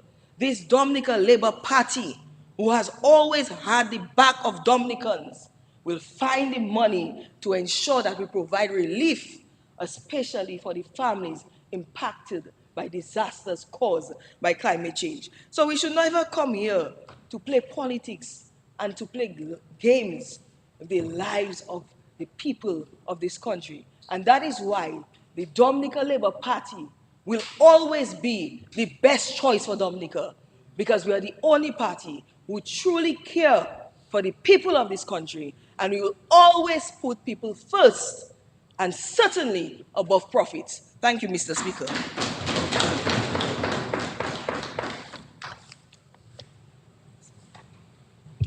Yes, Honorable McIntyre. Mr. Speaker, I'm fully aware of the time, and most of us might be hypoglycemic by now, so I won't take much of your time and this Honorable House's time. However, let me just draw it to the attention of the House and the listening public that debt financing is nothing new, and we must appreciate that fact. And it's for development purposes. So obviously, there's the vision that all these development activities that are taking place will deal with this debt financing, which is, we have a 10-year grace period. So we must appreciate the fact that it is nothing new, debt financing for development. And it's totally acceptable. It's something other islands do, other countries do. It's nothing new that we're doing here. So when some of the others on the other side want to put it like it's something new and so dramatic, no. It's happened before, and it's happening now, and it's nothing to panic about. It's a well-planned debt sustainability program that we have, which the Prime Minister said that we did lay it here in this parliament. So I just want to get that point clear. And the report that the Senate Laura is referring to in terms of the statistics and so, let me just make it abundantly clear also that the same IMF Article 4 report that came out, it also said that we had GDP growth by 3.5% in 2024. And obviously that's reported the increase in tourism numbers, which was 32% above the pre-pandemic levels, as well as all our investments in agriculture and in the small business and the other sectors, the productive sectors, so to speak. That very same report, Mr. Speaker, also said that the primary deficit narrowed by 2% of GDP from 2023-2024. And also that very same report also projected to move into a surplus by 2024-2025. So we're not just taking a loan, but I'm telling you the backdrop. I'm just trying to contextualize where we are, and that gives us the confidence that we can take such loans, Mr. Speaker. Mr. Speaker, the public debt also fell from 112%, that's where we were before, of GDP. That is in 2020-21, because obviously we had the COVID-19, etc. And now it's below 100, it's 98%. So it just shows you how we've been making steady progress all along the way, which gives us the confidence that we can come here to this honorable house and take such a loan. Mr. Speaker, apart from that, the GDP growth projected is 3.5% over the next 3 years. So you have to put all of this into context, and our current account balance is expected to improve steadily to its normal by 2028. Let alone that, Mr. Speaker, the primary balance projected to strengthen gradually to 2% of GDP by 2030. Now, Mr. Speaker, you have to put all of that into context, as I was saying, in the sense that we're developing a modern economic infrastructure. So all our investments, whether it's in roads, whether it's in education, whether it's in health, whether it's in energy, whether it's in digitalization, housing, and we can go on and on and on. What it is going to do is rebuild critical fiscal buffers, which is what we're doing. That is why we have the confidence that we can come here, because granted, we do have a 10-year grace period to pay those loans, but we can come here and we can come here with confidence because we know all what we're putting in place now will definitely be able to, we can service these loans 10 years down the line. Let alone that, Mr. Speaker, there's also the financial resilience aspect of what this government is doing. So for instance, the Caribbean Catastrophe Risk Insurance Facility, we've actually increased our contribution to this, so this is all part of the financial resilience that is critical in terms that we'll have some climatic events. Apart from that, we have the Disaster Vulnerability Fund, which we also service from CBI funds. We have the parametric insurance, which the farmers are using through the credit unions. As a matter of fact, that is what came to Grenada's rescue, where they got 10 million out of that same parametric insurance fund, which we run for our credit unions here. And at the OECS meeting recently, they thought that was the best kept secret that Dominica had. But anyway, Grenada did benefit, and the other islands are going to go for it. All this we have to. Now, earlier, Senator Paris did mention about why don't we go to the GCF, etc. Mr. Speaker, I have a full 3 pages of all the GCF programs that we're having. If you permit me, I can just mention 1 or 2 quickly for you. So for instance, the Sustainable Energy Fund, that is 25 million. That's been approved already and been implemented. The National Adaptation Plan, that has also been approved, $2.9 million. The Economic Feasibility Green Eco-Industrial Park, 750,000 approved and being implemented. Phase 1 capacity development and institutional strengthening to support development and delivery of Dominica's GCF work program, approved for $848,000. The Phase 2, $990,000. Then we have also the Dominica Resilient Enhancement Project by 5Cs, $24 million. Development of the Resilient Integrated Coastal Margin, that's $40 million. So, Mr. Speaker, it's not just loans that we're depending on. We have also engaged these international agencies to get funding for many of our projects, which was mentioned earlier, but I just thought I'd clarify this for you as well. Putting all of this aside, Mr. Speaker, the resilience aspect of this loan, obviously, and you know, we are discussing this loan a month or 2 before the hurricane season. Mr. Speaker, this is not the time for us to be questioning in terms of people's safety and their well-being before hurricane season. That is being very insensitive, I thought, and we should never let these things pass. This is being very insensitive before hurricane season to be questioning relocating people to a safer area where they can reside in peace and safety. If they're not safer, Mr. Speaker, if their livelihoods are not there, if they are not alive, there'll be no other children and grandchildren to look after. So this is where we start from, to protect people and stuff. But let alone from the home's point of view, you can see what this government has done in terms of roads and our resilience, in terms of health, our resilience in health, all our school. Earlier, they mentioned about training. I agree we have to train, but is it precisely why we are developing this technical and vocational education school at the Goodwill? That is what it's meant to address. And Mr. Speaker, ignorance is a poverty, because just last month, on the 24th of April, we graduated 18 candidates in the CVQ level 3. That is for, Mr. Speaker, that is for supervisors and foremen to apply CARICOM code of construction. And then we also graduated another 30 students, completed level 1 and level 2 programs under the Skills for Youth Employment. That's in electrical engineering, plumbing, commercial food production, garment production. So we've been training people, and that was done together with CDEMA, that is Caribbean Disaster Emergency Management Agency, as well as with Cantor. So the training part, yes, we've been doing it, and we will continue to do it. And then the bigger picture is the school that we're building. In terms of all these other resilience measures that I didn't mention to you. But Mr. Speaker, apart from that, this loan is also meant to even drive the economy further. So how are we going to do this? Obviously, the marketing funds that we have for the Discover Dominica Authority, just last week, we actually signed quite a few contracts, $5.25 million at the State House, which dealt with the Waiti Kubuli National Trade. That is all to develop our tourism product. Now, this is developing our tourism product goes on one hand, and then we market in the country on the other hand. And with that combination, obviously, we expect to see a dramatic increase in the economy coming from the tourism sector.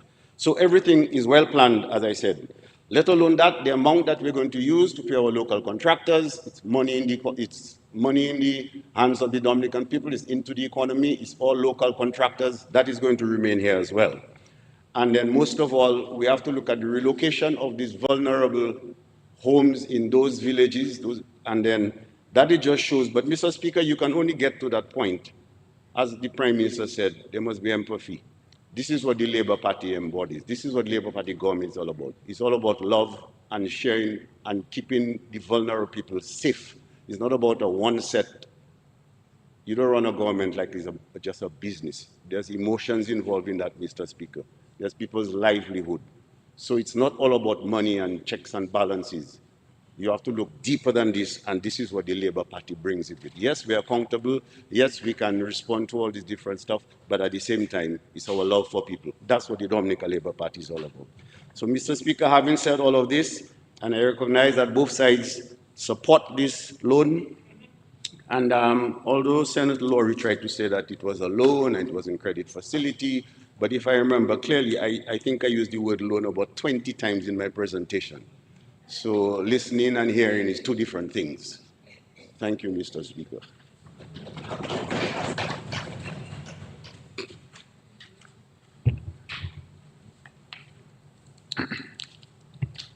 This concludes the debate. I will now put the question.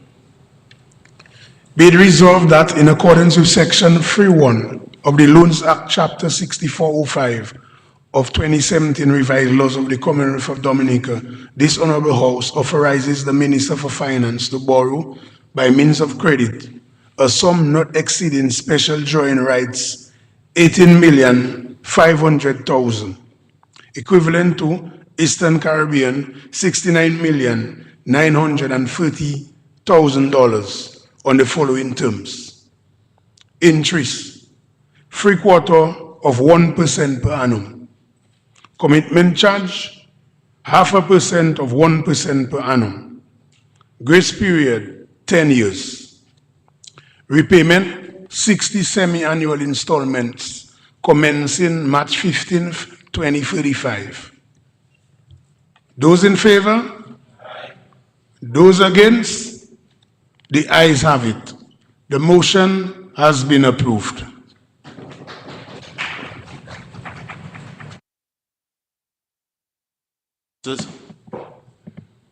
Mr. Speaker, I move that the House be adjourned until 3:15 p.m.